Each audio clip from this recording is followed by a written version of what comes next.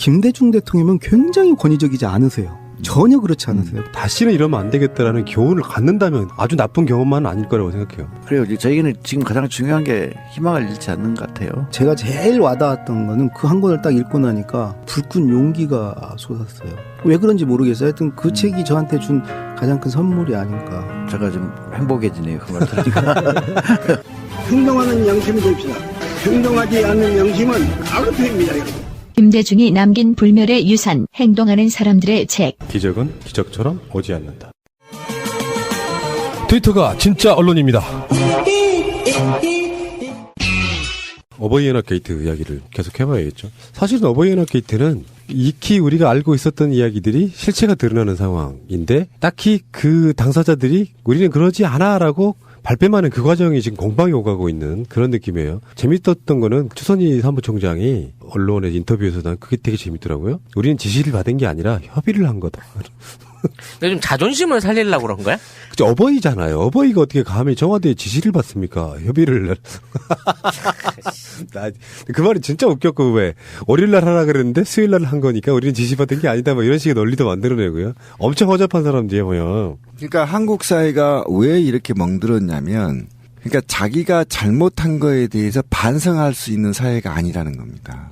어린아이들이 304명이 국가, 보이지 않는 권력에 의해서 죽임을 당했단 말이죠. 그리고 그를 생중계를 통해서 수천만 명이 더 나아가 두 눈 뜨고 보고 있었단 말이에요. 현 정부의 무능함과 누군가가 의혹을 계속 수천 가지 의혹을 제시하면서 죽였단 말이죠.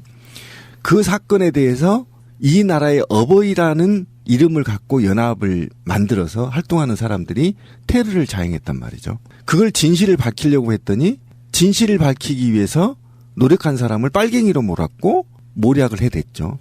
그다음에 한일 협상에 대해서 문제를 제기했더니 그 대표가 기타 과거에 무슨 흔적이 있다고 해서 또 그 전체를 빨갱이 운동으로 치부하고 제가 그 자리에 있었지 않습니까? 저도 한 대 맞았거든요. 우리 밥차 나눠줄 때 그 싸웠던 게 그분들입니다. 이게 추선이가 그 양반이에요. 안경 쓰고. 그렇지. 예, 그 친구예요. 그렇게 테러를 하고 집회를 못하게 방해하는 자들이 청와대하고 소통한 것만으로도 천벌을 받아야 되거든요. 그리고 이 박근혜 정부는 만약에 정상적인 사회라면 사퇴해야 됩니다. 이것만으로도. 이 부분 안에서 그 허 행정관이 개인적인 일탈이라고 자기 스스로 한 일이라고 우기고 있습니다. 이제 드디어 그 스킬 나옵니다. 네. 꼬리 자르기. 그 당시 보고계통은 국민소통 비서관이었던 현기환 정무수석 비서관이었다고 그래요. 현재는 뭐 체육관광부 1차관이라고 하는데 그 당시에 동원하려고 했던 이슈들 안에 소녀상 앞에서의 집회 문제가 많이 드러났는데 실제적으로 계속 통화를 하면서 가서 싸우지 마라. 싸우면 하지 말고 시위만 해라. 뭐 그런 식의 얘기들도 오고 가고 했었는데 1월 4일 이후에 관계가 소원해졌다. 이런 식으로 얘기를 했어요. 그 이전에는 관계가 친밀했다는 얘기잖아. 그러니까 이 사람의 논리는 그런 거야. 예전에 친해서 지시도 받고 뭐 협의도 하고 그랬던 사이인데 최근에 멀어졌으니까 나는 이 사람들 관계 없다. 이런 논리야. 그런데 여기서 또 사무총장이 자기는 정경련 사람은 한 명도 아는 사람이 없다는 겁니다. 난 하늘을 우러러 정경련 사람 아는 사람이 없다는 거야. 그럼 모르는데 1억 2천을 통장에 꽂아주나? 결국은 누구야? 누구 말 듣고 꽂아준 거야? 청와대에서 시켜갖고 꽂아준 거 아니에요? 그렇게 얘기하면. 아, 그런데요. 정경련이 어버이연합에 돈 지원한 게 약 4억 원이 추가 지원된 게 또 들통 났습니다. 그러니까 이게 재벌이네 이 새끼들도 벌이가. 근데 뒤집어 보면은 지금 차명 계좌 하나 드러난 거잖아. 어떤 계좌가 얼마나 있는지를 모르고 한 달 유지비만 월세만 800만 원에 한 달에 최소한 기천만 원이 될 것 같은 유지비는 이런 식으로 만들어질 수밖에 없었다는 것이 JTBC가 또 추가 보도를. 그 사무실 했어요. 임대료만 네. 10억이라니까 10억. 그냥 전기세 다 빼고 순수 임대료만 10억이라고. 그 돈을 어디서 놨겠냐는 말이야. 정경련이 어버이연합 차명 계좌를 통해서 2012년 2월부터 2014년 연말까지 약 3년 동안 총 5억 2,300만 원을 송금한 것으로 확인됐습니다. 어마어마합니다. 추 사장님 정말 능력 좋으시다. 추 사장이 아니죠, 다시요. 회장님. 네, 추 회장입니다. 근데 총수 그룹 총수. 근데 추 회장님은 정경련에 아는 사람 한 명도 없대요. 근데 5억을 꽂아줬어, 씨. 그냥 국정원에 아는 놈 있을 수도 있어. 그렇지. 국정원에 아는 놈 있으면 이제 뭐 눈먼 돈이 이렇게 팍팍 꽂히는. 그러면 정권 입장에서 좋잖아요. 우리 같은 사람들도 집회 같은 건 나갈 때 노인들하고 싸우기 싫어요. 그러니까 똥이 무서워서 피하는 게 아니라 더러워서 피하는 방식으로 해서 이렇게 제대로 된 집회 활동이 안 되고요. 시끄럽게 틀어대니까 아예 우리가 전달하고자 하는 내용들이 전달이 안 돼버리고 막 그러잖아요. 집회 현장에서 물타기를 해버리는 정도로 지금 그렇지. 노인들 갖다가 써버리는. 휴대폰 번호로 사업하시는 분, 070 번호로 사업하시는 분, 지역 번호로 사업하시는 분, 8자리 대표 전화를 아주 저렴한 가격에 갖고 싶다면 1600-7703 이지스 정보에 문의하세요. 이지스 정보는 SK텔링크, 세종텔레콤, SK브로드밴드, LG유플러스, 한국케이블텔레콤, CJ헬로비전의 공식 대리점입니다. 1600-7703 24시간 상담 가능합니다. 야, 정말 24시간이 전화 한번 해볼까? 1600-7703 어머, 너희 가족들이 건강하네. 가족 건강 비법이 있지. 몸에 참 좋은 해독 주스라고 하루에치를 늘 먹고 있어. 그래? 하나 주라. 야, 공짜는 효과 없어. 너도 건강해지려면 사서 먹어. 참 좋은 하루 야채. 야, 자랑 그만하고 너희 가족들 건강식 또 있지? 또 있어? 그럼 청아 야채를 먹고 있지. 100세 시대에 딱이야 딱. 참 좋은 청아 야채. 참 좋은 청아 야채. 1588-6452 명인이 만드는 건강식품 명인 허브.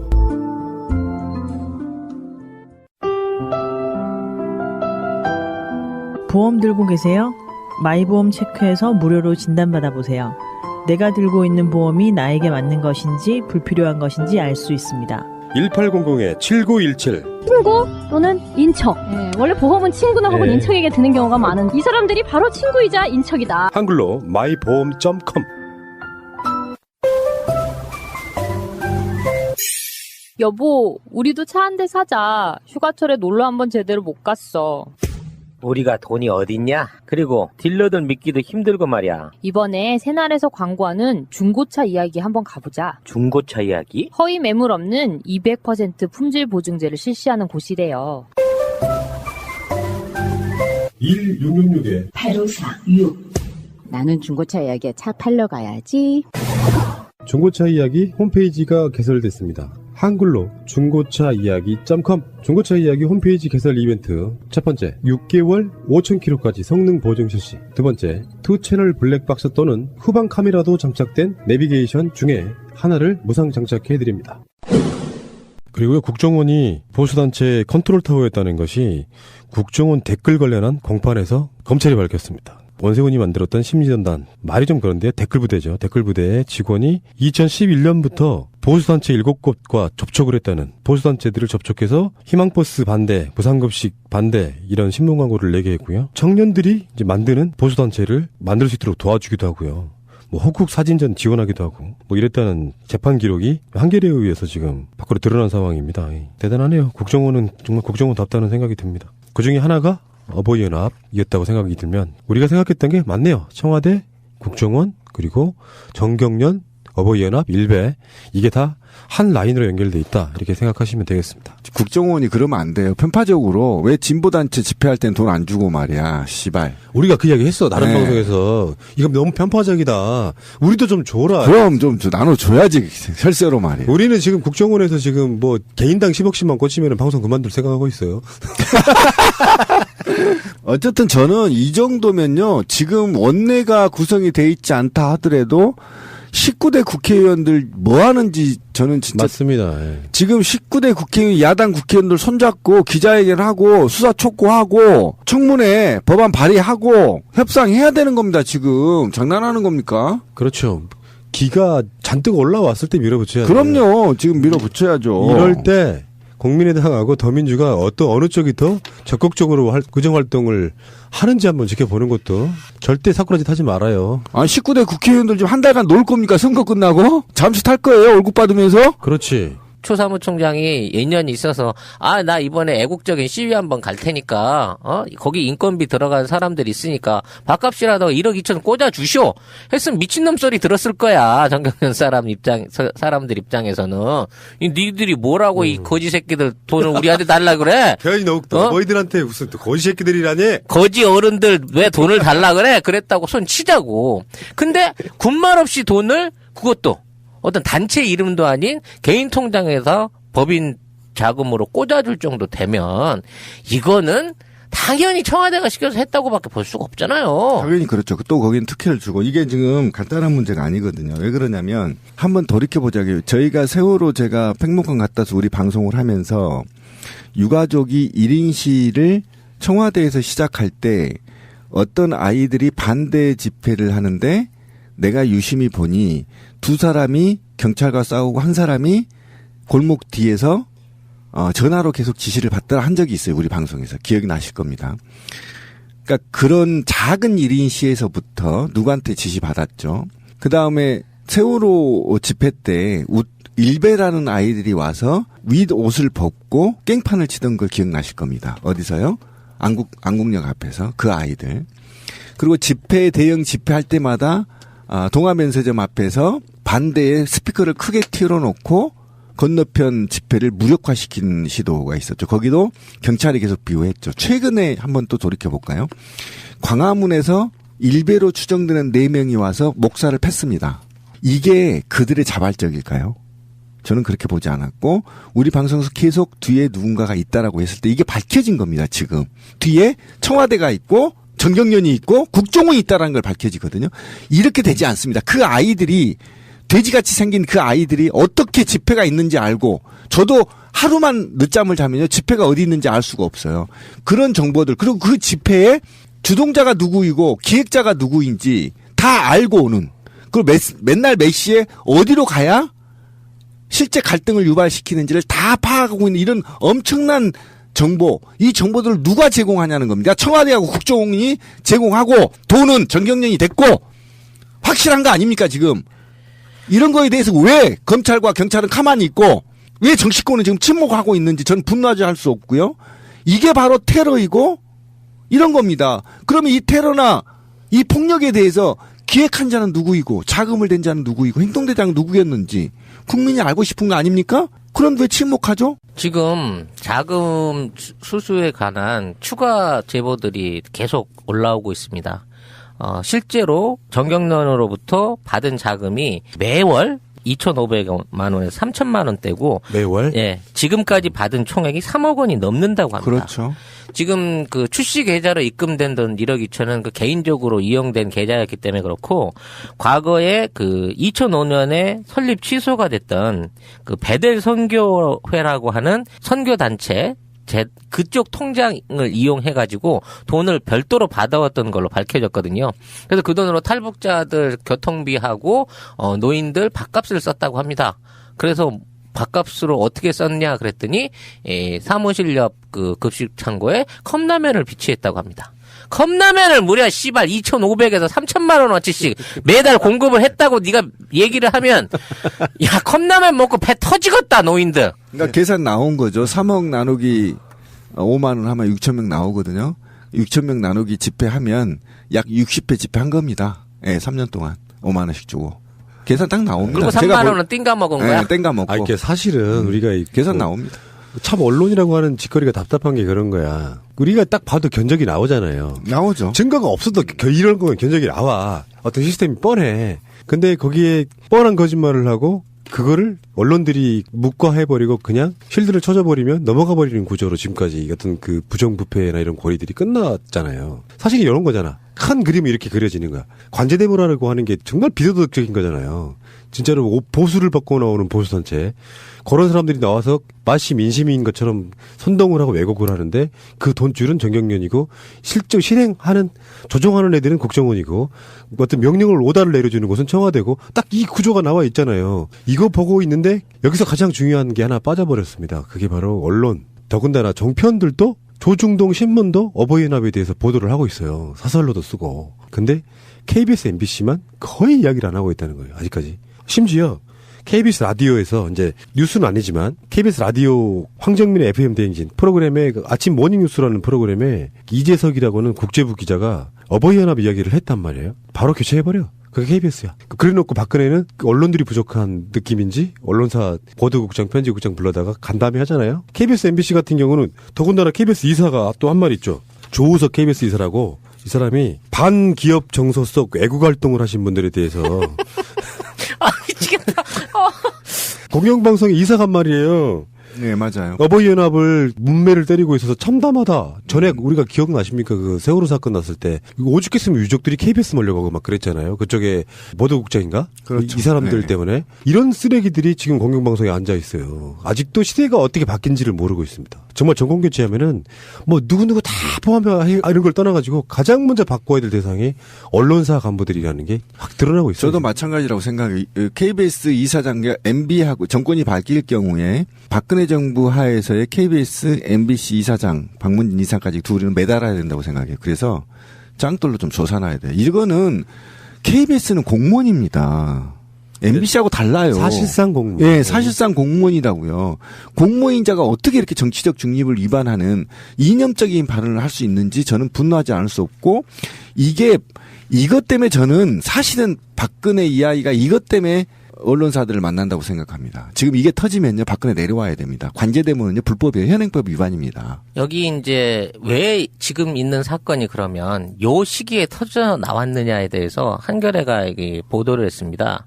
보도 내용을 보면 2014년 10월 달 당시에 어버이연합 대표로 있던 추 총장하고 당시 그 엄명철이라고 탈북인 총연합회라고 하는 단체가 따로 있었던 거예요. 이 두 단체가 서로 자기네들이 탈북인들을 지원하는 정통단체다라고 맞서서 다툼이 시작된 거예요. 왜? 탈북인을 누가 관리를 하느냐에 따라서 단체에 대한 지원금이 달라질 수 있는 거였기 때문에 쉽게 말하면 탈북인들을 누가 헤게모니를 잡고 가느냐를 갖고 이 두 단체 사람들이 만나서 주먹다짐을 벌린 거예요. 그래서 쌍방폭력으로 벌금을 160만 원씩 두들겨 맞고 끝나긴 했는데 요때부터 얘네들이 상대방 단체의 불리한 조사들을 집중적으로 문건을 작성해서 했다는 거야. 그리고 그게 지금 있는 이 시점에 터져 나와버린 거예요. 왜? 이것들을 언제 한번 찔르긴 찔러야 되겠는데 언제가 좋을까 보고 있다가 조금 정치가 좀 이렇구나 싶을 때 던져놓은 것이 지금 있는 일파만파를 던지고 있다는 거죠. 맞습니다. 이게 어떤 구조냐면은 돈이 관련되어 있으면은 상대적으로 소외되거나 무시당한 쪽에서는 그걸 못 참거든요. 속성상. 이제 총선도 끝났겠다. 사회적 분위기가 좀 막 뒤집어지고 있는 분위기라 건질린 건데 지금 전에 제가 전 방송에서요. 정부로부터 지원금 받는 시민단체? 진보 쪽에 한두 군데 있을 것이다라고 얘기를 했거든요. 근데 아니더라고. 전혀 없죠? 한 40군데 정도가 지원받는 시민단체가 있는데 그중에 단 한 곳도 진보단체가 없고요. 네. 더 중요한 것은요. 정부로부터 지원받는 그 단체들 중에서 이번에 국정교과서 관련해갖고 찬성 쪽 입장을 밝힌 데가 17곳이나 된다는 거야. 그러니까 평상시 때 정부로부터 지원금을 받고 나중에 그게 끊길까봐 이 사람들이 국정교과서 같은 걸 찬성해요. 그런 것들이 17군데나 나타났다. 이번에 진보단체들이 그 민주정부 때도 이명박 정부 때까지만 해도 일부에서 지원을 받는 곳이 있었거든요. 시민단체 활성화가 굉장히 중요한 거거든. 시민단체가 살아야 전반적으로 정부를 감시할 수 있는 언론과 함께. 박근혜 정부 들어오면서는 사실상 진보단체들이 지원받는 거를 아예 자기들 스스로 안 받는 구조로 갔거든요. 원령단체가 될까봐. 그러면서 보수단체들만 엄청 지원해주고 지원받은 쪽에서는 국정교과서 같은 걸 찬성해주고 이 시스템 속인데 어버이연합 같은 경우는 정부 보조금도 아니야. 정경련으로부터 돈을 받는 거죠. 2015년 이후에 이 본격적인 활동을 하기 전까지는 돈을 이제 받았다고 하는 거가 고정적으로 확인된 바가 없어요. 근데 이 시점에서부터 집중적으로 매월 정기적인 어떤 비용들을 받아왔던 것 같고 또 미디어법과 관련해서 이쪽에서 그 찬성 데모, 그 다음에 조속한 미디어법 시행 데모, 그 다음에 뭐 무상급식 관련된 포퓰리즘 반대 데모, 그 다음에 삼성 특검 내지는 비자금 관련해서의 어떤 거기에 찬성 데모까지 얘네들은 불러주는 데면 어디든지 다 가서 하던 일종의 어용단체였던 거죠. 그 당시만 해도 용역단체였던 거죠. 근데 어느 순간부터 이제 전문직을 탈북자와 국가 관련된 사안에 대한 단체로 바뀌게 되면서 정규직이 된 거야. 정경련에서 정규직이 돼서 계속해서 매달 꾸준하게 돈을 유지받은 대기업 거지. 직원이었네. 그러니까 이제 정경련은 이제 협의회니까 정경련이 돈을 줬다고 해서 이 사항이 끝나는 게 아니고요. 정경련이 이들한테 줘서 집회할 이유가 없습니다. 누가 기획을 했고 요구를 했던 거죠. 그게 뭐냐면 저는 국가라는 겁니다.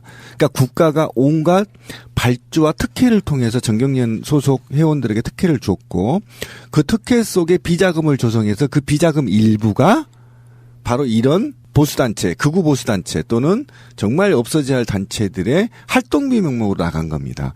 그래서 이게 게이트라는 겁니다. 그러니까 정경련이 돈이 많다고 해서 정경련이 준 게 아니고 정경련이 절대 이익단체이기 때문에 헛되게 돈을 그냥 줄 리가 없습니다. 이 뒤에는 국가라는 거대한 게 있고 거기에 특혜와 수혜가 있다라는 겁니다. 그를 통해서 비자금이 조성됐다는 거고. 그래서 이게 정경련 하나 갖고만으로도 이게 정권이 바뀌어야 될 엄청난 문제거든요. 그러니까 이게 지금 조선일보에서도 뉴스에 보면 조선일보 기사에 보더라도 이건 뭐 국가와 국정원이 개입된 게이트다. 이렇게 의혹을 제기하고 있지 않습니까? 이거는 그냥 어느 단체 하나가 될 수 있는 게 아닙니다. 큰 권력이 움직였다라는 겁니다. 예. 아까 말한 KBS 그 조우석 기사라고 하는 사람이 그것도 웃긴 거예요. 원래 중앙일보 출신이야. 조중동에 있던 사람이 KBS 이사로 온 거예요. 대표적으로 이 사람은 그 문재인 전 더불어민주당 대표한테 공산주의자라고 말했던 사람이에요. 네, 맞아요. 그런 꼴통들이 지금 KBS에 들어가서 좌지우지하고 아까 말한 그 기자 같은 사람들이 갑자기 그 방송 프로그램에 안 나오게 만드는 역할을 보이지 않는 선으로 작용하지 않을까 이런 생각이 좀 들고 청와대 행정관 그 사람 그 허현준 그 사람도 정대협인 종북이다라는 발언까지 했어요. 네, 맞아요. 그런 꼴통들이 그것도 운동권 출신이라며 그런 꼴통들이 올라가서 정대협 같은 정대협 윤미향 대표나 이런 분들은 이렇게까지 얘기했어요. 시민단체로서 그동안 행여나 할머니들에게 피해를 입힐까봐 진보와 보수 모두가 함께할 수 있는 운동이 되도록 노력해왔는데 여기도 종북단체로 몰아가지고 어버이연합 쪽에다가 하다를 할 때 종북이 저렇게 판을 치고 있으니까 여러분들이 도와줘 이런 개념으로 이렇게 어떤 명령체계가 만들어진 거잖아요. 그러니까 왜 그렇게 했느냐라는 비판에 대해서 종북이니까 이렇게 뒤집어 씌워버린다는 거죠. 추총장이 행방이 묘연한 가운데 건물주가 걱정스럽네. 그러니까 어디 가서 또 번개탄 맞고 마티즈. 있는지. 행방이 묘연한 가운데 건물주가 건물을 빼락을 해갖고 곧 쫓겨나게 생겼다. 순수하게 국가 위에서 일하는 이런 단체가 이런 탄압을 받고 있다라는 동정표의 또 트윗과 기사들을 또 만들어내서 돌리고 있어요. 근데요. 어버이연합이 출범한 게 2006년이래요. 오래됐네요. 벌써 10년 된 건데 본격적으로 드러나기 시작한 거지. 근데 지금 나가라고 한 사무실 임대료가 월 800만 원이랍니다. 오씨 그렇게 세? 800이나 줬어? 월세를? 전에 말했잖아요. 지난 3월 달에 어버이연합이 회원들 회비로 걷어들인 돈이 한 230만 원이야. 말이 안 되는 운영이네. 2,500, 3,000을 받았어도 월세 800하고 컵라면 한 200개 사다 놓고. 애초에 우리가 저분들 알바비 받고 나오셨네라고 의심을 했던 부분이 그런 거예요. 일자리도 없고 돈도 없는 노인들이 그쪽에 그 상주하다시피 하는 그 공간을 널찍하게 만들어 놓고 거기에 교육도 해요. 한 달에 800만 원씩이나 되는 돈을 어느 비용이 나왔겠느냐. 그러니까 월세만 지금 10억이 넘어가거든요. 26년부터. 그러네. 진짜 그러네. 엄청난 돈이 아닙니다, 지금. 그러니까 최근에 정경련도 제가 보기엔 쩐주 중에 하나였을 가능성이 네, 높고. 하나예요, 하나. 그 전에는 아마 우리 국민 혈세가 일부 모른 돈이 들어가면서 유지를 시켜왔던 게 아닐까라는 의심을 한번 해봐요. 그렇죠. 간접적으로 들어가죠. 그다음에 스폰서, 대기업들이 스폰서가 있었겠죠. 네, 스폰서가 있습니다, 분명히. 그런데 그 스폰은 그냥 해주는 게 아니고 국가 특혜로 인한 각종 특혜나 불법에 대해서 묵인 이런 절차를 통해서 비자금이 형성된 거죠. 지금 보니까 그냥 관리비 말고 월세만 10억이에요, 10억. 거기에 무료급식도 있고요. 그럼요. 들어가야 될 비용 엄청 많아요. 그러니까 이렇게 그렇게 따지면 한 달에 한 1,000만 원 정도 들어가야 되는데. 더 들어가죠. 그러니까 최소 네, 먹는 것도 1000만 포함하면 훨씬 더 되겠구나. 인건비에다가 또 상근자. 홈페이지 서버까지 운영을 하고 있는데. 또 상근자도 있어야 되죠. 그러면은 월세만 800만 원이면은 최소한 3, 4천 원 기본으로 들어가야 돼요. 당연히 그렇죠. 뭐 그 돈을 누가 대줬다는 거야. 어마어마한 금액이죠. 100억대죠, 지금 보니까. 그러니까 이런 것도 있을 거예요. 뭐 깨놓고 얘기합시다. 국정원 지원이 있었을 건 솔직히 말하면 우리 안 보듯 뻔하고요. 그 중에 몇 놈은 국정원이겠지. 그런 거에다가 추선이가 말하지 않고 있는 게 있을 것 같아요. 그러니까 당연히. 국정원 같은 데서 또 지원 받았던 돈을 지금 드러나는데 자꾸 정경련 쪽만 연결을 시키려고 하니까 그 전에 분명히 그런 커넥션이 있었을 거라고 보는 거고. 왜 그러냐면 국정원의 돈은 밝힐 수가 없으니까. 네, 법적으로. 그러니까 자꾸 뭐 국가기관 뭐 이렇게 말도 많아지고 그러니까 국정원도 그쪽에 그런 돈이 들어가느니 뭐 정경련하고 말 잘해가지고 그쪽에는 논문도 많잖아. 정경련 같은 데 가면은 그 돈 지원 받고 이쪽으로 살짝 이관시켜준 게 아닌가 이런 생각이 좀 맞아요. 해봐요. 그런 식으로 될 겁니다. 우리도 나이 먹으면은요 그런 거 한번 만들어 볼까요? 이런 보수단체 만들기 딱 좋잖아. 스타일들이 만들어가지고 국가기관에 정부 지원받고 하면서 이렇게 월급 받고 살아. 노후 대책으로 딱 좋잖아. 아 저요? 예. 저 농사지러 간다니까 귀농 간다니까. 아니 이 짓 안 합니다. 그 힘든 일을 왜 해? 이거 추선이 같이 하면 딱 되겠구만. 이게 더 힘들어요 감정적으로. 솔직히 이게요. 제가 추선이를 이제 현장에서 몸도 부둥켜 봤는데. 참 추선이가 여자가 아니라는 남자예요. 그거를 네, 미리 좀 얘기를 네, 해주세요. 근데 왜냐하면 이게 모르시는 분들은 자꾸 추선이 하니까 우리가 그 가냘픈 여성을 마구 이렇게 심하게 하고 있는 걸로 그렇게 오해할 수 있으니까. 이 양반들이 박원순 2년 했던 거 똑같은 거야. 그런 거죠. 근데 이 아이가 추선이 이 아이를 한번 보면 현장에서 얘기를 하잖아요. 그러면 이 아이는 끊임없이 전화를 받아 누구한테. 계속 전화기를 들고 있어요. 그리고 이제 우리는 불쌍하다는 눈을 보내잖아요.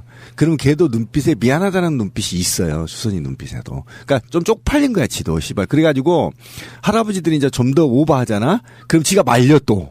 실제로 집에서는 그 수선이가 말려. 시킨 게 있잖아. 어느 정도까지만 하라고.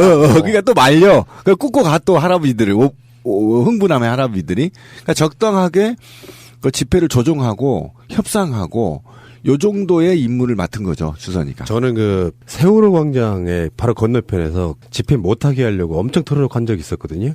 그때 약장사필로 말하는 사람 하나 있어. 그게 추선이야. 그래서 말이에요. 막 하는 그 약장사필로 말하는 그 친구가 있는데 어마어마한 말발을 그러니까 그쪽에서 봐도 노인들 넘어가기 딱 좋은 현혹되기 좋은 그런 말로 그 노인들한테 선동을 기가 막히게 하던 사람인데 알고 보면 그냥 간단히 말하면은 외국 보수단체를 가장한 사업 거기에 노인들 놀아나고 그거 이용해 먹는 국정원과 청와대, 정경련 이렇게 보시면 사실 이거는 조사할 것도 말 것도 없다고 생각해. 큰 그림 다 나왔어. 추선이의 다른 계좌를 까보면 됩니다. 아니 검찰들이 압수하면 끝납니다. 다 나옵니다. 추적하십시오. 씨가 세대의 휴대폰을 모조리 정지를 시키고 점적을 하신 지가 벌써 제발 절대 약한 맘 먹지 마시고요. 1년 반만 견디면 그 고해성사 할 수 있는 새 세상이 옵니다. 절대 약한 맘 먹지 마시고 보존하시기 바라겠습니다. 제발 이번엔 빨간색이 아니었으면 좋겠어요.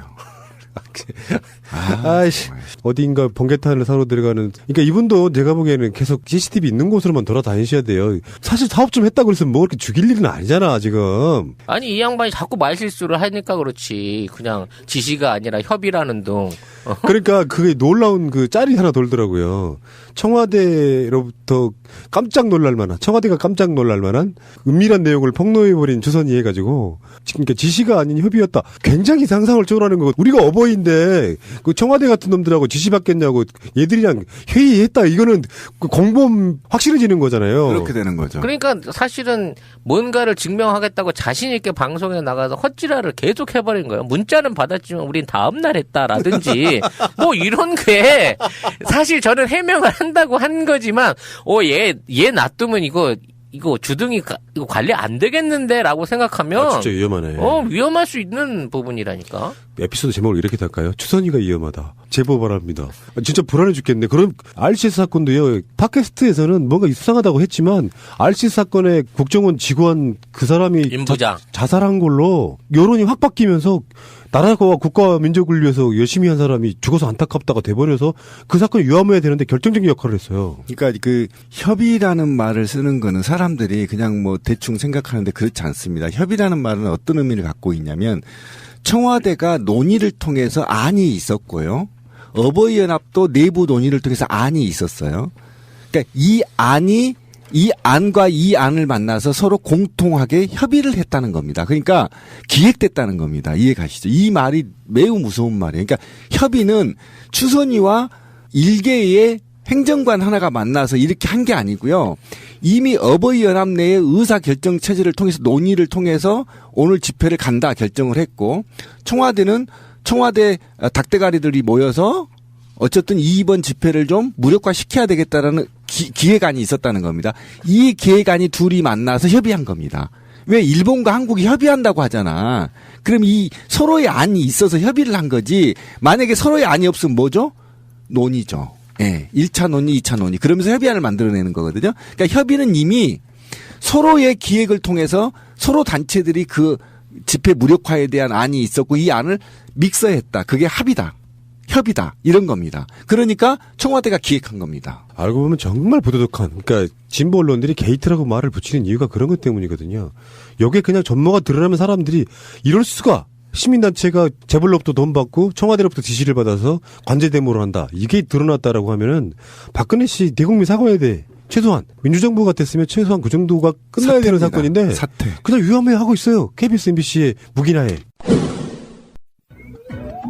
자네는 술 먹고 어떻게 푸나? 아, 나야 해장술로 풀지. 그러지 말고 고려 생활 건강 술술 풀리고로 풀어보지 그래. 에이, 숙취해소제가 다르면 얼마나 다르겠나? 이거 왜 이러실까? 연세대에서 임상시험으로 검증됐고 물학회지에 논문도 등재된 제품이라고. 허허, 그러니까 고려생활건강 슬슬 풀리고를 먹으면 숙취해소가 확실하다 이 말이지. 말해서 못하겠나. 고려 생활 건강 술술 풀리고를 검색해봐. 그것도 귀찮으면 전화 1688-3783으로 전화해봐. 이 험한 세상에 술 없이 어떻게 사나 했더니 고려생활건강 술술 풀리고가 있었네. 술 먹으러 가자. 예! 자, 건배.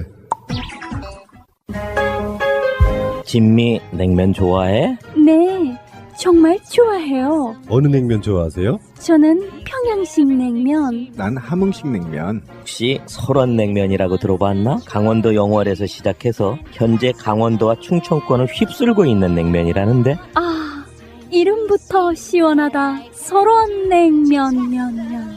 눈꽃의 원조라는 뜻이래. 그런데 고기는 없나? 왜 없겠어. 푸짐보쌈이라고 냉면만큼 잘 나가는 메뉴가 있지. 홈페이지 가봐봐. 가맹점 관리가 기가 막히네. 여기는 성공하겠다. icehappy.com. 시원해서 행복한 냉면. 1644-8781 설원냉면 면면. 맛있는 겨울 메뉴 육개장도 있습니다.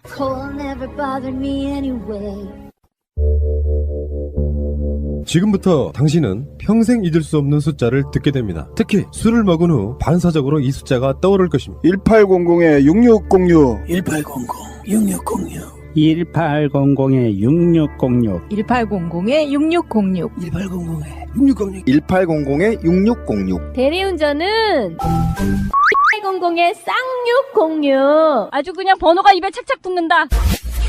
1800-6606. 잊어버릴 수가 없네 번호를.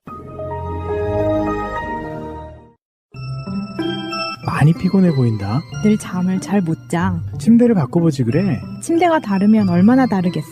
이거 왜 이래? 3웨이 9존 오가닉 원단 소로나 패드 국내 최고의 기술력 쇼앤 매트리스가 있잖아. 모든 스펙이 최고야. 그게 뭐야? 침대가 뭐 그리 복잡해? 딴지 마켓에서 쇼앤 침대를 클릭하세요. 아, 고민되네. 침대는 고민입니다.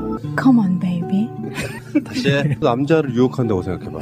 그런 적이 없어. Come on, baby. 근데 이 광고를 들으시는 분들은 그녀가 싱글 침대임을 다 알고 있죠. 어린 형이. 베이비가 그 어린이였어. 어린이 커먼이었어. 자, 일단 이거 갖다가 한번 써볼게. 딴지 마켓에서 쇼앤 침대를 클릭하세요. 침대는 고민입니다. 쇼앤 침대. 딴지 마켓을 믿어보기로 했습니다.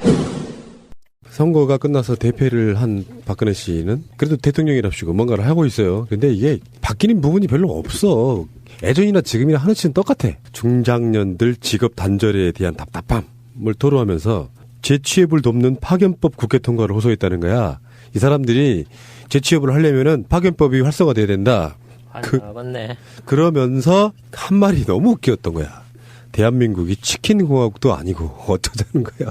사실은 지금 대한민국이 치킨공화국이었거든요. 자기 때문에. 말이 되게 웃긴 거야. 본인 스스로가 박근혜 이렇게 표현하는 부분도 있습니다만 결론적으로는 자기 스스로가 정말 머리가 나빠 보일 정도의 뭔가 말도 안 되는 정책들을 하면서 그런 모습 때문에 우리가 박 대통령, 박근혜 뭐 이렇게 이야기를 했는데 자기 본인 입에서 치킨공화국이라는 얘기가 나오니까 사람들이 되게 웃겼던 거예요. 제가 계속 얘기했던 부분입니다. 그러니까 본인한테 대중들이 본인한테 닭근혜 불렀는데 그걸 오히려 자기 거화시켜서 남에게 나는 닭이 아니고 나를 제외한 나머지 사람이 다 닭공화국에 사는 거 아니냐 이렇게 얘기를 하고 있는 거거든. 그러니까 그게 반어법이에요. 그 임기 내내 이런적 표현을 했거든요. 그러니까 그 친구가 나는 그 대통령이라고 지금 평생 생각하지 않았는데 어쨌든 그 아이가 이제 아이만 또 못해요. 제가 볼 때 이제 아이로 부르겠습니다. 박근혜 이 아이가 아무튼 치킨공학이라고 했던 것은 본인이 닭이란 걸 알고 있다라는 겁니다. 예, 그런 측면에서 아주 바람직한 거지.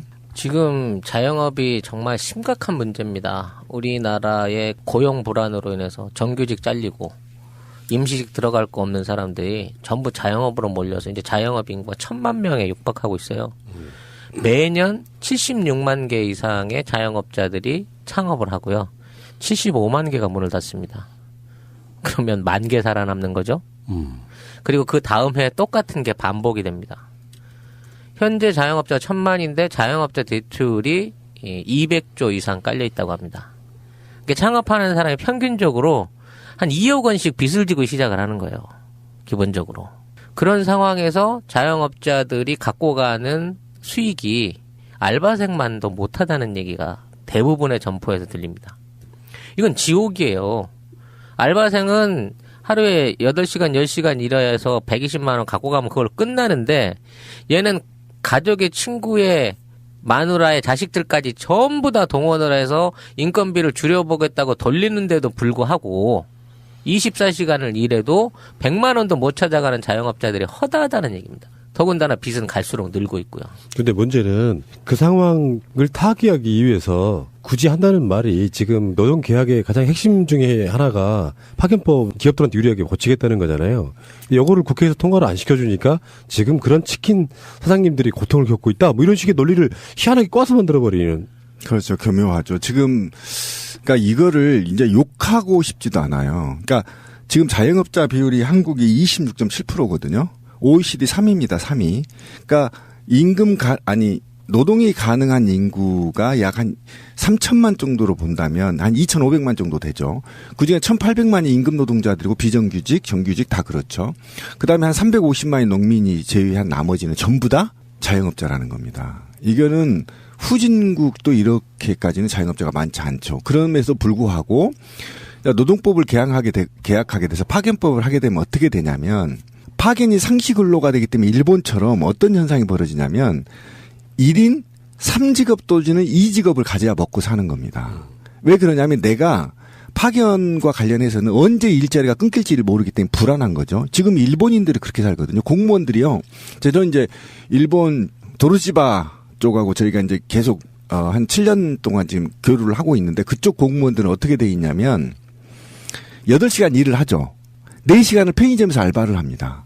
그러니까 지금 한국이 그런 쪽이 되는 거죠. 예를 들면 파견 근로자법이 일본화된다면 어떤 현상이 벌어지냐면 공무원이나 일반 제조업에서 파견이 이루어질 경우에 그 파견이 정규직이 아니기 때문에 또는 고용이 불안하기 때문에 제3, 제4의 일자리를 계속 가지려고 노력하다 보니까 산업에도 악영향을 미치는 겁니다. 이게 그냥 내 직장이 아니야. 나는 언제든지 다른 데로 갈 거야. 라고 항상 발을 빼놓은 상태인 거죠. 그러니까 회사에 대한 주인의식이 사라져버리는 거죠. 오히려 산업에 악영향을 미치고 고용은 불안하고 그리고 자영업자는 늘어나고 되고 이렇게 되는 거죠. 저 같은 경우도 지금 오늘 통보를 받았는데요. 월급이 삭감될지도 모른다고 딱 하니까 제가 무슨 생각을 했는지 아십니까? 아, 포장마차 하나를 열어야 되겠나? 뭐 이런 생각을 하게 되더라고요. 치킨집 열어요. 네, 제가요, 어제 그 얘기 한번 해보자고요. 어제 이제 지인을 만나느라고 법조타운을 갔었어요. 강남에. 법조타운을 갔는데 그 법조타운 골목이 약 2블럭 정도 되잖아요. 그 중에 정확하게 치킨집이 18개였습니다. 와. 지금요, 전국의 치킨집이 현재 2014년 계산으로만 따져서 36,000개가 넘어서 4만 개에 육박해 가는 걸로 나타납니다. 전 세계에 있는 맥도날드 가게가 35,000개예요. 근데 우리나라에 있는 치킨집만 36,000개에서 4만 개입니다. 치킨 공학은 맞네. 거의 인구 1,200명당 한 명이 치킨집을 하고 있는 셈이랑 마찬가지인 겁니다. 다음으로 많은 게 편의점인데 이게 25,000개가 넘습니다. 그중에 굉장히 많은 분들이 퇴직하시고 하는 일이잖아요. 이게. 그렇죠. 이게 대부분 퇴직자들이나 사업 명퇴자들이 주로 하고 있는 거죠. 근데 요것의 문제를 노동계약, 그러니까 개혁지들 말로 개혁이 안 됐기 때문에 이렇게 만들어진다는 그런 논리를 지금 대고 있잖아요. 이거 약간 다른 문제로 접근해야 되는 거잖아, 이거는. 그렇죠. 완전히 다른 거죠. 그러니까 지금 박근혜가 얘기하는 거는 아직도 낙수 효과를 노리는 겁니다. 그러니까 대기업한테 온갖 특혜를 줘서 그 대기업이 일자리를 만들어 달라 이렇게 되는 건데요. 이거는 그 초등학생도 지금 알 겁니다. 이게 뭐냐면 대기업을 몰아주면요. 대기업은 뭘로 가죠? 자동화로 가버립니다. 사람 채용 안 해요. 그렇지. 예. 그러면 이 돈은 어디한테 몰아줘야 되냐면 중소기업 쪽에 몰아줘야 되거든요. 그래야 일자리가 창출이 되거든요. 근데 이건 중소기업 진흥법이 아니에요.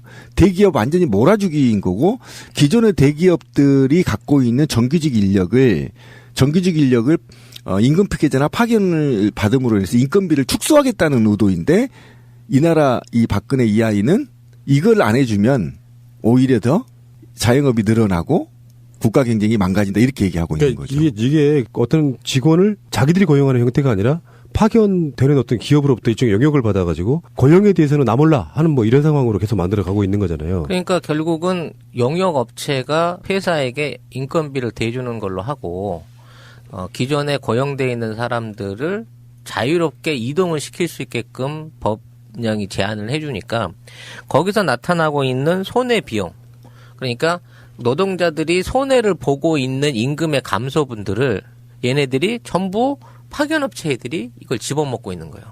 근데 이 파견업체라고 하는 게 대기업하고 연관 없으면 파견업체 할 수 있는 게 아니잖아요. 기본적으로 대기업체 간부나 친척 아들들이 대부분 그 인력 파견업체를 하고 있다니까 그건 이중의 거머리인 거예요. 피를 빠는 거예요. 최근에 이건 실제 있었던 일입니다. 의료 민영화 관련해서 세미나를 했어요. 어떤 방식으로 의료 민영화를 실시를 해나가야 될 것인가. 그럼 의료 민영화를 하기 위해서는 실제적으로 그 의료기들을 판매하고 검수하고 뭐 하는 데서 직원들이 꽤 많이 필요하다고 합니다. 고용이 필요한 거는 맞아요. 근데 문제는 이 고용 인원들을 어디서 충당할 거냐라는 대책에 대해서 얘네들이 어떻게 얘기를 하냐면요. 과포화돼 있는 자영업자 시장에서 이 사람들을 파산을 시켜가지고 걔네들을 저임금 노동자로 흡수를 해야 된다고 대책을 내는 거예요. 쉽게 말해서 이미 얘네들은 우리나라의 자영업자들이 포화 상태라는 걸 알고 있습니다. 우리나라 시장에서 이만큼 많은 사람들이 자영업을 해서 먹고 살 수가 없어요. 그러니까 이 구조가 자연스럽게 망해가서 자영업자로 회전되는 게 아니라 그렇게 망한 사람들을 직업교육 내지는 다른 방향으로 해서 자기네 비정규직 일꾼으로 수용하는 계획을 잡고 있다니까 대기업체들은. 그런 현실 속에서 노동법이 처리가 안 되니까 우리나라 치킨 공화국 만들 생각이냐. 이미 치킨 공화국 됐고. 그럼요. 그리고 문제 해법이랄까 원인도 잘못 알고 있는 박근혜 씨. 참 대단하시네요. 자, 이분이 3년 만에 언론사 편집 또는 보도국장들을 만난답니다. 편집국장은 종이신문사들 그리고 보도국장은 방송사들을 만나는데 만나는 이유가 민심을 듣겠다 이렇게 이야기를 했는데 아니 지금 우리가 알고 있는 그 언론사의 보도국장 편집국장이 민심을 전달해 주는 사람들이야? 아니 그리고 전달을 해갖고 말을 하려고 하면 이미 사전 대본에 다 정해놓고 기자회견하는 사람이면서 이게 눈 가리고 아웅하는 거예요. 민심을 듣고 싶으면은 차라리 팟캐스트 진행자들을 불러 이 사람아. 온갖 민심들을 왜곡시키고 정치적인 이야기 안 해주고 자기들 그 방어하기 바빴던 그런 언론사들을 편집국장, 보도국장들을 만나가지고 무슨 민심으로 얼마나 듣겠다는 거예요? 이거는 역으로 해석을 해야 될 것 같아요. 내가 민심에 대해서 하다를 할 테니 니네들이 그렇죠. 국민들한테 가서 이렇게 전해라. 뭐라고 전해라. 이 얘기를 하기 위해서 불러 모으는 것 같아. 박근혜는 잘하고 있다는 것을 알려 이 새끼들아. 선거를 니들 때문에 진 거야. 뭐 이렇게 얘기하고 싶은 거야 이게 지금? 그러니까 메인스트림의 언론들을 모두 다 자기 측근들로 교체하고 말 잘 듣는 강아지로 만든 다음에 이들한테 찾아가서 다시 민심을 듣겠다라는 얘기는 찌라시님 얘기인 게 맞습니다. 지금 내가 내 임대가 아니야 새끼야. 니네들 기사 제대로 안 쓰면 죽어. 이렇게 이제 협박하러 간 거. 군기잡기죠. 군기잡기인 거고. 더더욱이 이 아이가 이제 언론사 편집장들을 만날 경우에 어떤 현상이 벌어지냐면 그 전에 이미 보좌진이나 비서진에서 군기 다 잡아버려. 너희 개새끼 말 제대로 안 하면 죽어. 뭐 이런 식으로 협박을 하고 가면은 대통령한테 그러겠죠. 각하 잘하셨습니다. 뭐 계속 잘하십시오. 이것밖에 말을 못합니다. 말하면 찍혀가지고 날아가는데 편집국장 내놔야 되는데 무슨 말을 하겠습니까? 그 언론사의 그 간부들이 박근혜한테 가서 진짜로 당신 닭대가리래. 이렇게 말을 할 수 있나? 자기가 일방적으로 진짜 하달만 하고 아직 안 죽었어. 이제 정권 말기에 이런 거 있거든요. 내임되기 시작되면은 언론사들이 이제 또 정권 눈치 안 보고 막 쏟아내거든요. 그럼요. 걷잡을 수 없는 거죠. 벌써 총선 직후에 몇몇 언론사들은 좀 그렇게 나왔죠. 그래서 부른 거지. 그렇지. 그래서 아직 멀었다. 최소한 내 임기가 2018년 2월까지라고 하면은 아직도 최소한 2년 가까이 남았으니까 경고망동하지 마. 이걸로 보여. 그렇죠. 왜 그러면 총선 패배 이후에 본인이 대국민한테 죄송하다는 사과 한 번도 안 했거든요. 왜 그러냐면 저는 분명히 강력하게 사과를 요구했습니다. SNS에서. 왜 그랬냐면 본인이 간접 선거를 했거든요. 이게 정상적인 재판부고 선관위였더라면 이미 선거법 위반으로 박근혜 이 아이는 고발됐어야 됩니다. 그런데 고발되지 않았거든요. 그러면 거기에 따른 대국민의 메시지 정도는 겸허하게 받아들이겠다라는 얘기를 했어야 됨에도 불구하고 전혀 그런 말이 없이 왜 보도국장들을 만나느냐.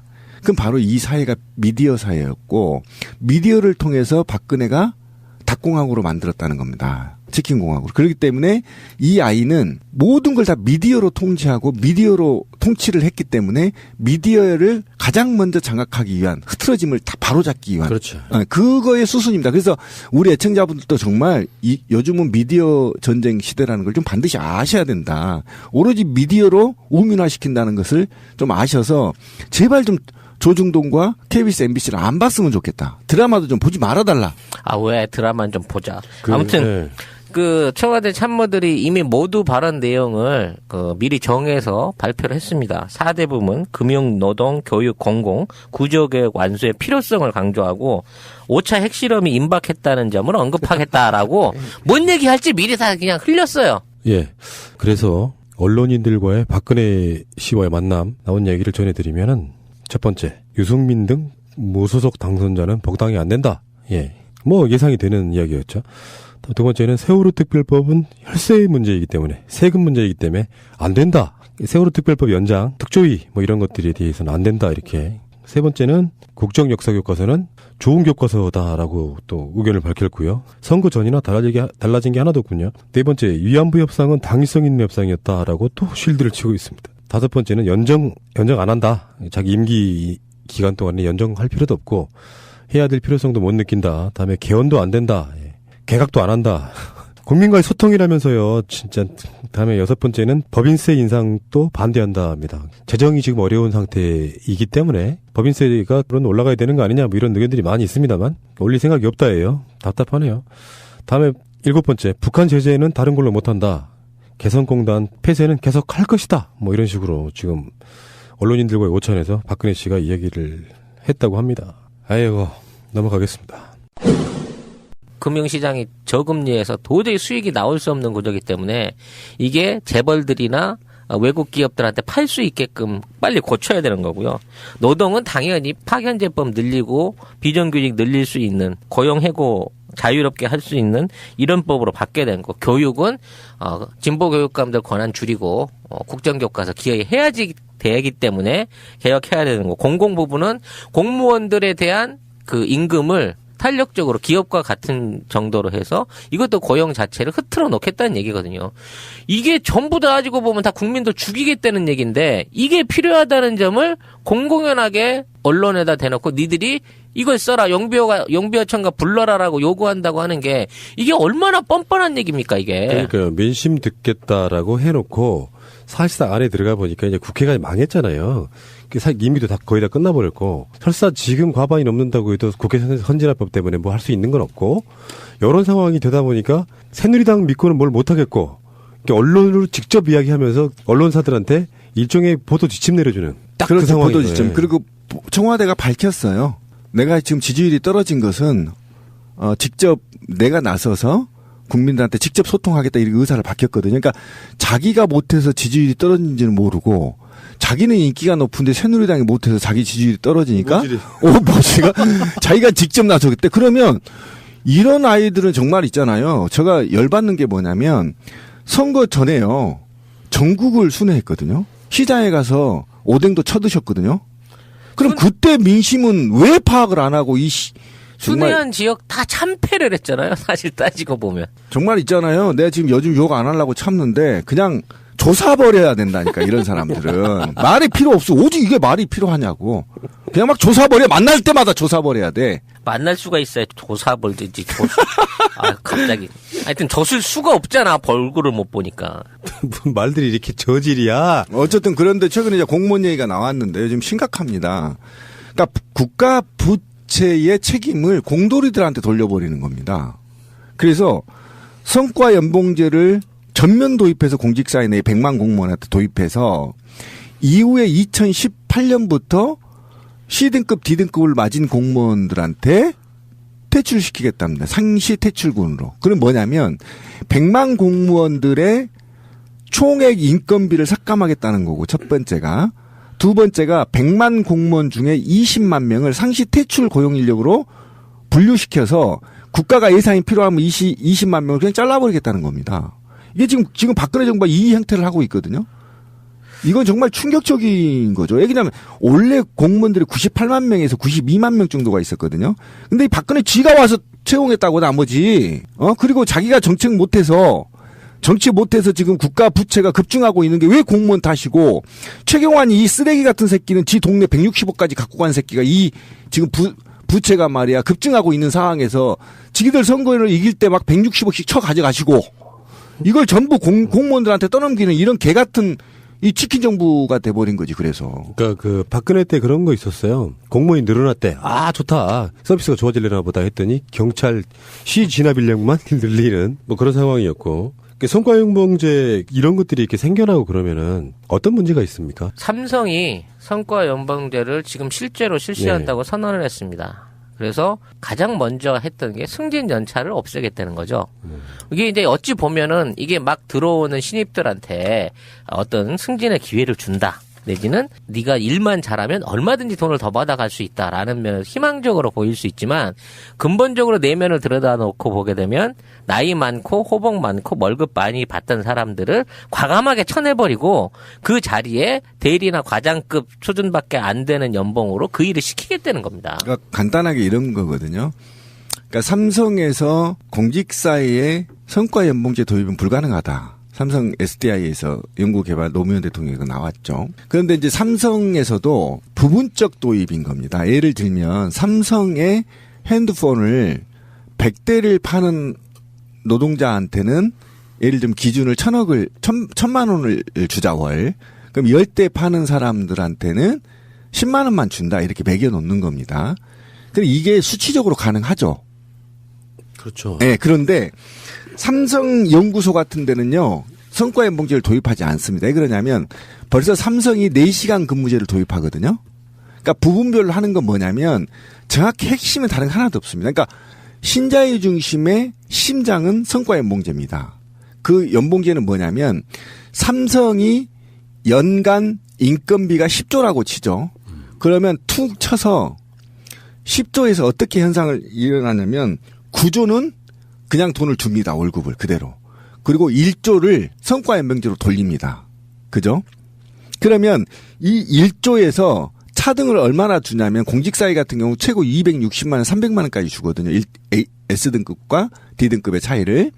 그러면 내가 당연히 받아야 될 금액인 거잖아요. 만약에 삼성이 양심적이거나 박근혜 정부가 양심적인 정부라면 100만 명의 공무원이 10억을 연간 월급으로 간다면 11조를 주고 1조 갖고 성과연봉제를 줘야 되는 거잖아요.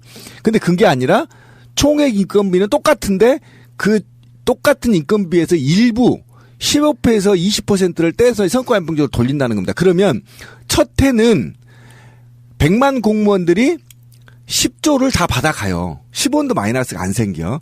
그럼 그 다음에는 9조 8천억만 주는 겁니다. 2조를 세이브 시켜버리는 거예요. 정부나 삼성이. 이해 가시죠? 그 다음 그 다음에는 2천억씩 다운을 시켜봐요. 그러면 한 5, 6년 후면 1조가 예산이 아껴져 버리는 거잖아요. 그러니까 사람은 그대로 쓰고. 이해 가시죠? 그 다음에 이제 사람이 그대로 쓰는데 성과연봉제 효과가 없죠. 구조에서. 그러면 어떻게 되냐. 아까 제가 말한 대로 3년 후에 D등급을 퇴출시킵니다. 그러면 D등급을 퇴출시키면 100만 명 중에 10만 명을 퇴출시켰죠. 그러면 퇴출시킨 그 해에는 구조 가지고 90만 명이 또 성과연봉제를 하잖아요. 그럼 그대로 90억을 구조를 그대로 먹어요. 그다음 그 다음에 다시 8조 8천억 이런 식으로 이제 인건비를 줄여버리는. 한 10년 하면 반으로 줄겠는데 인건비. 바로 그겁니다. 예. 핵심이 그건데 최종 56%까지 삭감하는 게 그들의 목표예요. 그래서 무서운 제도입니다, 이게. 이 성과 연봉제의 성과급 비율을 무려 기재부는 50%. 그렇게 된다는 월급의 거예요. 50%를 성과급으로 주겠다는 거야. 그러면 제가 지금 200만 원을 받잖아요.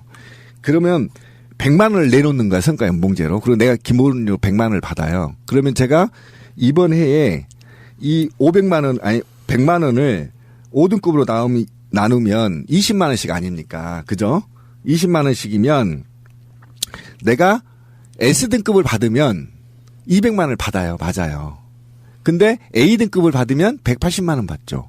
근데 이런 개쓰레기 같은 제도가 잘못된 게 뭐냐면 원래는 이렇게 되는 겁니다. 핸드폰을 1000개를 팔아야 되는데 씨발 1200개를 팔아버린 거야.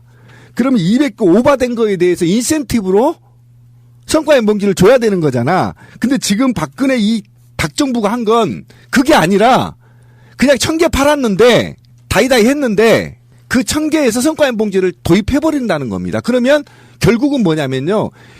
인건비의 하락을 가져오고 근로인구를 축소를 가져오는 겁니다. 그러니까 이런 그 이야기를 들으시는 옛날 분들 같으면은 경쟁이 좋은 거지 뭐 서로 일 많이 한 놈이 돈 많이 가지는 게 당연한 거 아니야 하실지 모르겠지만 사실은 안정되어 있는 직장 생활을 영위하지 않고 경쟁에 내몰아서 그냥 노예 만들겠다는 거잖아요. 사실은 근본적으로는 이제 월급을 깎는 거고. 그러니까 이 성과 연봉제의 말이 잘못된 건 뭐냐면 성과 연봉제는 뭔가 성과를 이뤘을 때 추가로 줄 수 있는 보너스 같은 개념이어야 되는 거지. 그렇지. 지금 받고 있는 정당한 월급을 갑자기 성과급으로 돌려가지고 너 일 못하니까 깎을 거야라는 개념으로 가서는 안 된다는 거예요. 실제 이제 대기업들이 월급 적게 주기 위한 꼼수죠. 그렇죠. 그런데 이게 어떤 문제를 가져오냐면요. 조직 내에 성과연봉제를 도입하면 정보를 공유하지 않습니다. 직원 간에. 그렇지. 극단적인 직원들 간의 경쟁이 발생해요. 그래서 비인간화되어 있는 그리고 거죠. 상사 말도 잘 들어야 되겠네. 평가 잘 받으려면. 기가 막히죠. 똥꼬까지 빨아줘야 됩니다. 이 정도이고요. 두 번째는 뭐냐면 제가 우리 방송에서 수없이 강조했던 창조사회, 비물질 노동사회에서의 노동 구조가 맞지 않다는 겁니다. 박근혜 이 아이가 스스로 이 정부를 세우면서 뭐라고 한지 아십니까? 창조경제라고 했죠? 그리고 창조경제에서 제일 먼저 하는 일이 뭐죠? MB 이 아이는 전봇대 뽑았죠. 박근혜 이 아이는 뭘 뽑은지 아세요? 사무실, OA 사무실 칸막이를 뜯었어요. 그러니까 협업. 그러니까 소통, 개방, 공유, 협업을 통해서 산업의 혁명을 리드하겠다. 이렇게 얘기했단 말이에요. 그럼 이 말은 뭐냐면 직원들 간에 갖고 있는 정보들을 상호 공유를 함으로 인해서 이 공유를 통한 이 정보 공유를 통한 새로운 산업을 융성시키다. 그래서 육융합 산업혁명이라는 겁니다. 그게 육융합 그 이 아이가 얘기한. 그런데 지금 이 아이는 4년째 어떻게 갔죠? 자기가 뱉은 입에 산업을 역행을 하고 있는 겁니다. 이제 뭐 창조경제고 뭐고 비물질 노동 사회가 없어. 그냥 경쟁에서 지는 놈은 뒤져. 이게 뭐냐.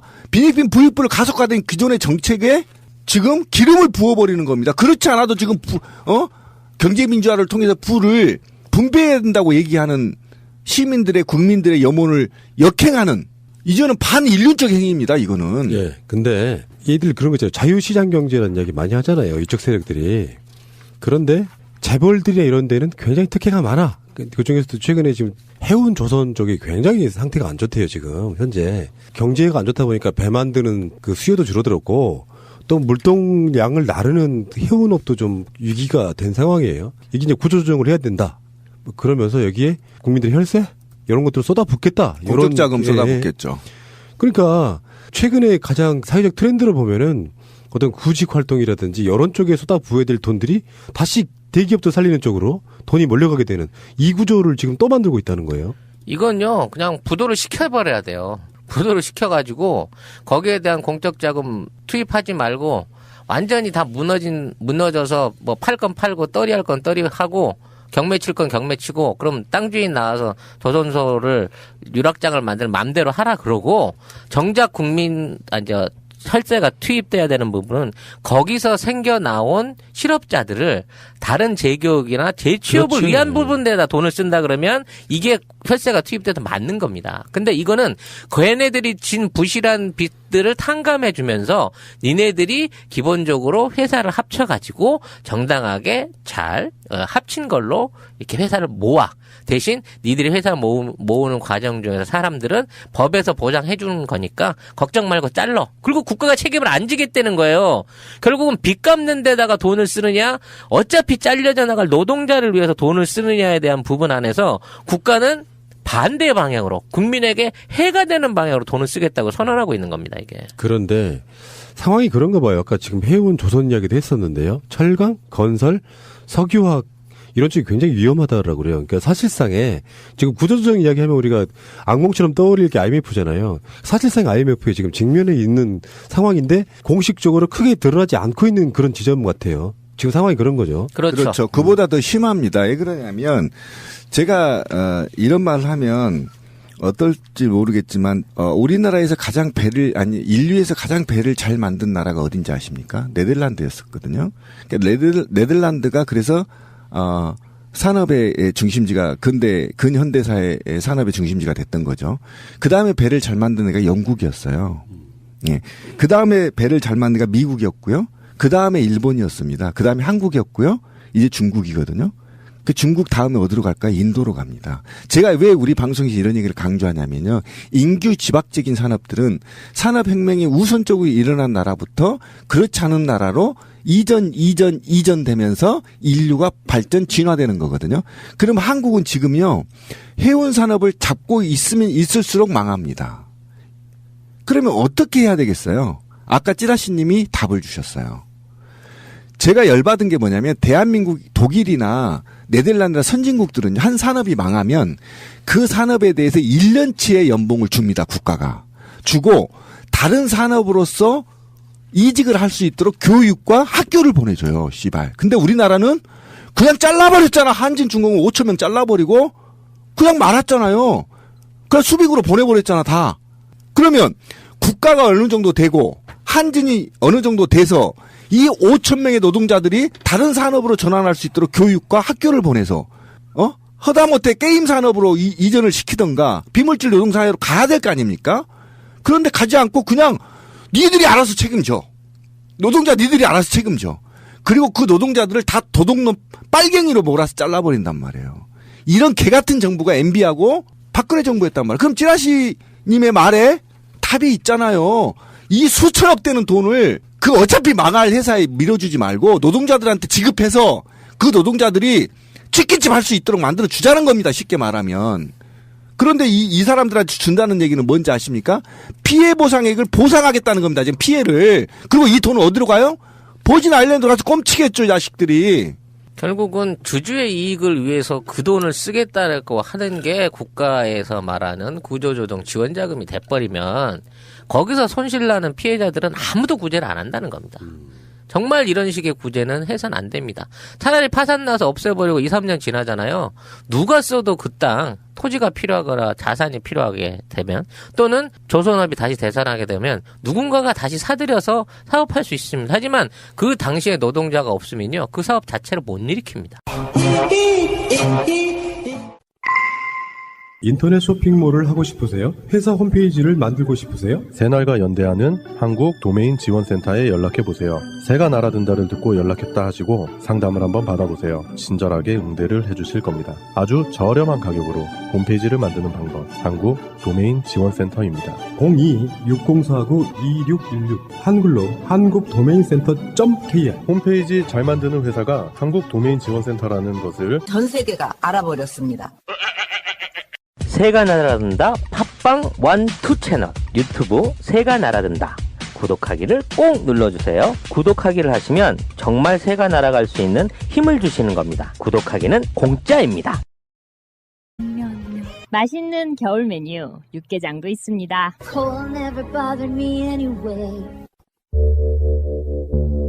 지금부터 당신은 평생 잊을 수 없는 숫자를 듣게 됩니다. 특히 술을 먹은 후 반사적으로 이 숫자가 떠오를 것입니다. 1800-6606 1800-6606 1800-6606 1800-6606 1800-6606 1800-6606 대리운전은 1800의 쌍육공육. 아주 그냥 번호가 입에 착착 붙는다. 1800-6606 잊어버릴 수가 없네 번호를. 많이 피곤해 보인다. 늘 잠을 잘 못 자. 침대를 바꿔보지 그래. 침대가 다르면 얼마나 다르겠어? 이거 왜 이래? 3웨이 9존 오가닉 원단 소로나 패드 국내 최고의 기술력 쇼앤 매트리스가 있잖아. 모든 스펙이 최고야. 그게 뭐야? 침대가 뭐 그리 복잡해? 딴지 마켓에서 쇼앤 침대를 클릭하세요. 아, 고민되네. 침대는 고민입니다. Come on, baby. 다시 남자를 유혹한다고 생각해봐. 그런 적이 없어. Come on, baby. 근데 이 광고를 들으시는 분들은 그녀가 싱글 침대임을 다 알고 있죠. 어린 형이. 베이비가 그 어린이였어. 어린이 커먼이었어. 자, 일단 이거 갖다가 한번 써볼게. 딴지 마켓에서 쇼앤 침대를 클릭하세요. 침대는 고민입니다. 쇼앤 침대. 딴지 마켓을 믿어보기로 했습니다. 선거가 끝나서 대패를 한 박근혜 씨는 그래도 대통령이랍시고 뭔가를 하고 있어요. 근데 이게 바뀌는 부분이 별로 없어. 예전이나 지금이나 하나씩은 똑같아. 중장년들 직업 단절에 대한 답답함을 토로하면서 재취업을 돕는 파견법 국회 통과를 호소했다는 거야. 이 사람들이 재취업을 하려면은 파견법이 활성화돼야 된다. 맞네. 그러면서 한 말이 너무 웃겼던 거야. 대한민국이 치킨공화국도 아니고 어쩌자는 거야. 사실은 지금 대한민국이 치킨공화국이었거든요. 자기 때문에. 말이 되게 웃긴 거야. 본인 스스로가 박근혜 이렇게 표현하는 부분도 있습니다만 결론적으로는 자기 스스로가 정말 머리가 나빠 보일 정도의 뭔가 말도 안 되는 정책들을 하면서 그런 모습 때문에 우리가 박 대통령, 박근혜 뭐 이렇게 이야기를 했는데 자기 본인 입에서 치킨공화국이라는 얘기가 나오니까 사람들이 되게 웃겼던 거예요. 제가 계속 얘기했던 부분입니다. 그러니까 본인한테 대중들이 본인한테 닭근혜 불렀는데 그걸 오히려 자기 거화시켜서 남에게 나는 닭이 아니고 나를 제외한 나머지 사람이 다 닭공화국에 사는 거 아니냐 이렇게 얘기를 하고 있는 거거든. 그러니까 그게 반어법이에요. 그 임기 내내 이런적 표현을 했거든요. 그러니까 그 친구가 나는 그 대통령이라고 지금 평생 생각하지 않았는데 어쨌든 그 아이가 이제 아이만 또 못해요. 제가 볼 때 이제 아이로 부르겠습니다. 박근혜 이 아이가 아무튼 치킨공화국이라고 했던 것은 본인이 닭이란 걸 알고 있다라는 겁니다. 예, 그런 측면에서 아주 바람직한 거지. 지금 자영업이 정말 심각한 문제입니다. 우리나라의 고용 불안으로 인해서 정규직 잘리고 임시직 들어갈 거 없는 사람들이 전부 자영업으로 몰려서 이제 자영업 인구가 1000만 명에 육박하고 있어요. 매년 76만 개 이상의 자영업자들이 창업을 하고요. 75만 개가 문을 닫습니다. 그러면 10,000개 살아남는 거죠. 그리고 그 다음 해에 똑같은 게 반복이 됩니다. 현재 자영업자가 1000만인데 자영업자 대출이 200조 이상 깔려 있다고 합니다. 그러니까 창업하는 사람이 평균적으로 한 2억 원씩 빚을 지고 시작을 하는 거예요. 기본적으로. 그런 상황에서 자영업자들이 갖고 가는 수익이 알바생만도 못하다는 얘기가 대부분의 점포에서 들립니다. 이건 지옥이에요. 알바생은 하루에 8시간, 10시간 일해서 120만 원 갖고 가면 그걸 끝나는데 얘는 가족의 친구의 마누라의 자식들까지 전부 다 동원을 해서 인건비를 줄여보겠다고 돌리는데도 불구하고 24시간을 일해도 100만 원도 못 찾아가는 자영업자들이 허다하다는 얘기입니다. 더군다나 빚은 갈수록 늘고 있고요. 근데 문제는 그 상황을 타개하기 위해서 굳이 한다는 말이 지금 노동계약의 가장 핵심 중에 하나가 파견법 기업들한테 유리하게 고치겠다는 거잖아요. 이거를 국회에서 통과를 안 시켜주니까 지금 그런 치킨 사장님들이 고통을 겪고 있다. 뭐 이런 식의 논리를 희한하게 꽈서 만들어버리는. 그렇죠. 교묘하죠. 지금 그러니까 이거를 이제 욕하고 싶지도 않아요. 그러니까 지금 자영업자 비율이 한국이 26.7%거든요. OECD 3위입니다. 3위. 그러니까 노동이 가능한 인구가 약 한 3천만 정도로 본다면 한 2,500만 정도 되죠. 그중에 1,800만이 임금 노동자들이고 비정규직, 정규직 다 그렇죠. 그다음에 한 350만이 농민이 제외한 나머지는 전부 다 자영업자라는 겁니다. 이거는 후진국도 이렇게까지는 자영업자가 많지 않죠. 그럼에도 불구하고 노동법을 계약하게 돼서 파견법을 하게 되면 어떻게 되냐면 파견이 상시 근로가 되기 때문에 일본처럼 어떤 현상이 벌어지냐면 1인 3직업 또는 2직업을 가져야 먹고 사는 겁니다. 왜 그러냐면 내가 파견과 관련해서는 언제 일자리가 끊길지를 모르기 때문에 불안한 거죠. 지금 일본인들이 그렇게 살거든요. 공무원들이요. 저는 이제 일본 도르시바 쪽하고 저희가 이제 계속 한 7년 동안 지금 교류를 하고 있는데 그쪽 공무원들은 어떻게 돼 있냐면 8시간 일을 하죠. 4시간을 편의점에서 알바를 합니다. 그러니까 지금 한국이 그런 쪽이 되는 거죠. 예를 들면 파견 근로자법이 일본화된다면 어떤 현상이 벌어지냐면 공무원이나 일반 제조업에서 파견이 이루어질 경우에 그 파견이 정규직이 아니기 때문에 또는 고용이 불안하기 때문에 제3, 제4의 일자리를 계속 가지려고 노력하다 보니까 산업에도 악영향을 미치는 겁니다. 이게 그냥 내 직장이 아니야. 나는 언제든지 다른 데로 갈 거야. 라고 항상 발을 빼놓은 상태인 거죠. 그러니까 회사에 대한 주인의식이 사라져버리는 거죠. 오히려 산업에 악영향을 미치고 고용은 불안하고 그리고 자영업자는 늘어나고 되고 이렇게 되는 거죠. 저 같은 경우도 지금 오늘 통보를 받았는데요. 월급이 삭감될지도 모른다고 딱 하니까 제가 무슨 생각을 했는지 아십니까? 아, 포장마차 하나를 열어야 되겠나? 이런 생각을 하게 되더라고요. 치킨집 열어요. 네, 제가요, 어제 그 얘기 한번 해보자고요. 어제 이제 지인을 만나느라고 법조타운을 갔었어요. 강남에. 법조타운을 갔는데 그 법조타운 골목이 약 2블럭 정도 되잖아요. 그 중에 정확하게 치킨집이 18개였습니다. 와.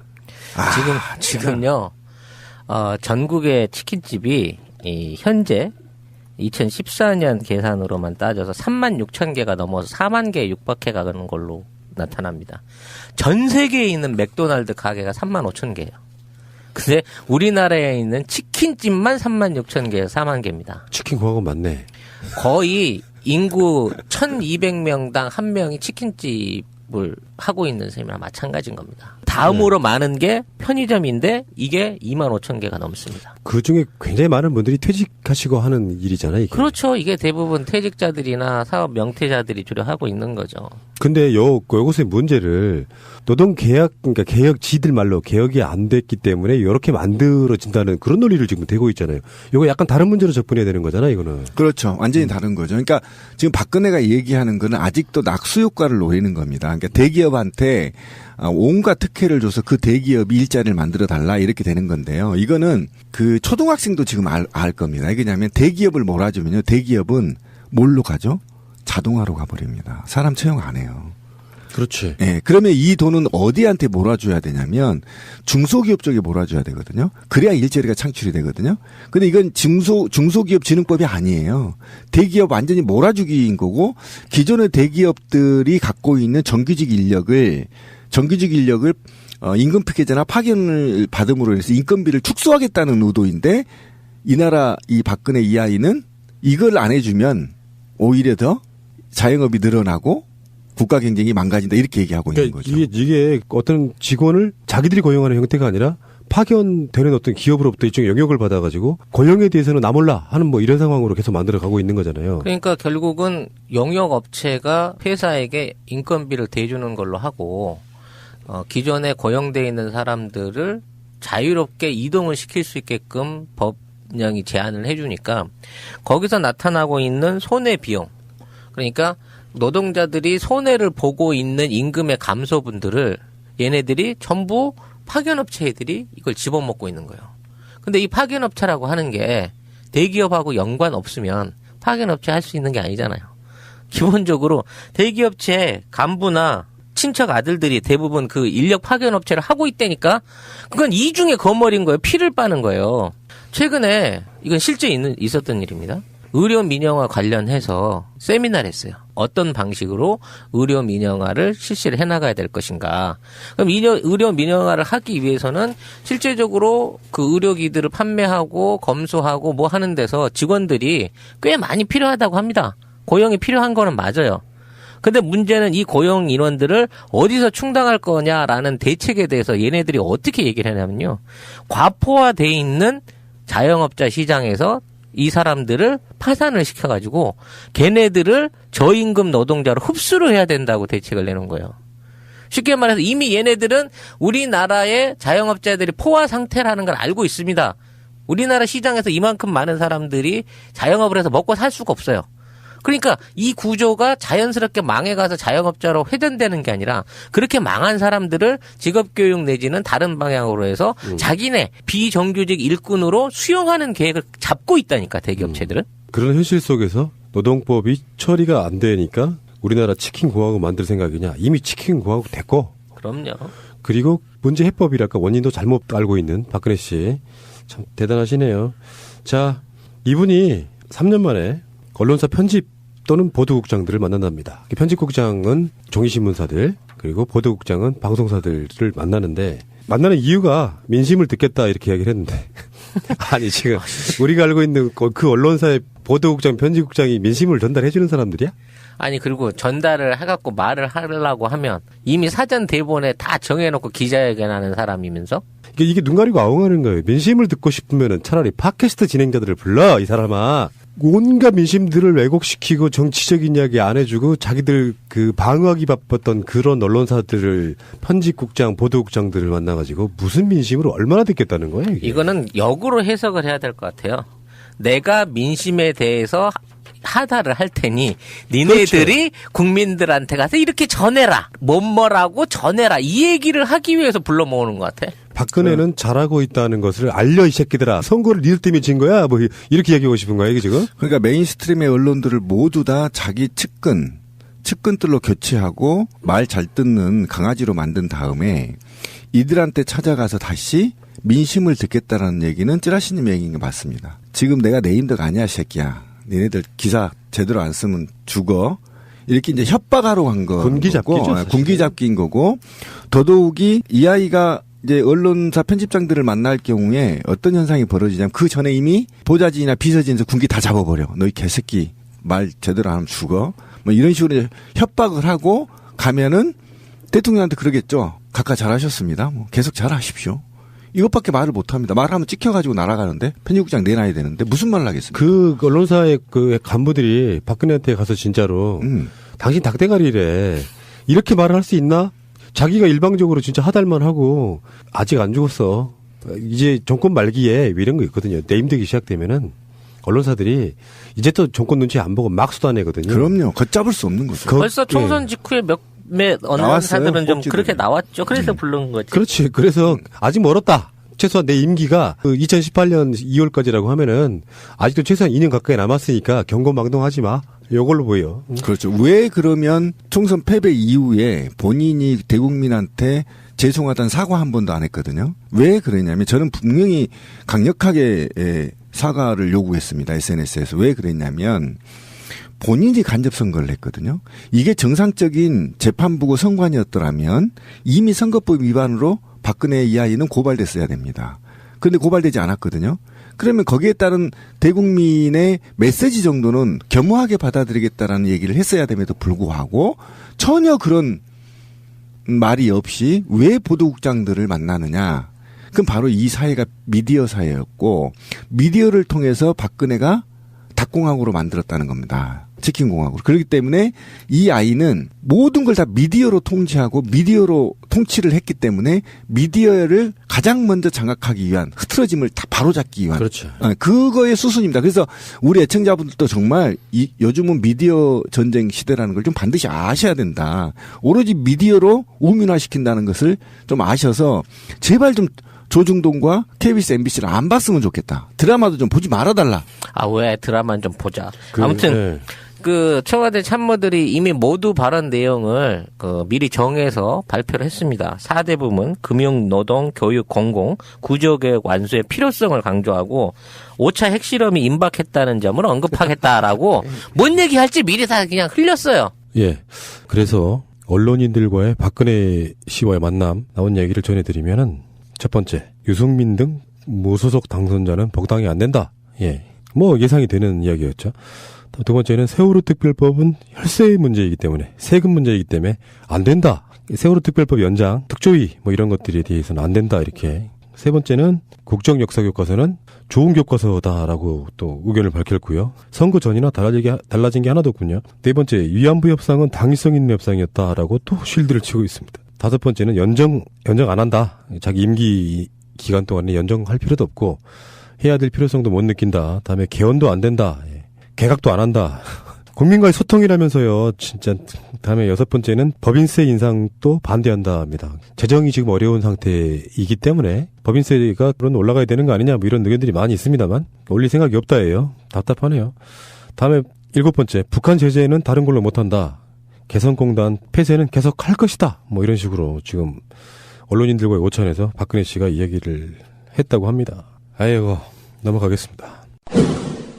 금융시장이 저금리에서 도저히 수익이 나올 수 없는 구조이기 때문에 이게 재벌들이나 외국 기업들한테 팔 수 있게끔 빨리 고쳐야 되는 거고요.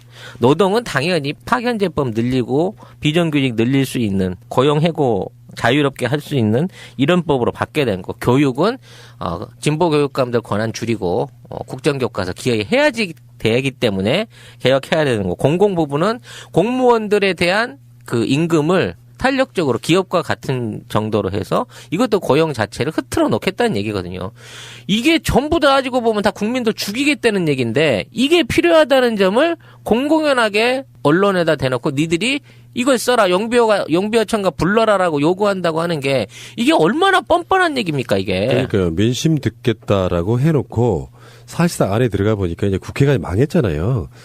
임기도 다 거의 다 끝나버렸고 설사 지금 과반이 넘는다고 해도 국회 선진화법 때문에 뭐 할 수 있는 건 없고 이런 상황이 되다 보니까 새누리당 믿고는 뭘 못하겠고 언론으로 직접 이야기하면서 언론사들한테 일종의 보도 지침 내려주는 딱 그 상황인 거예요. 보도 지침. 그리고 청와대가 밝혔어요.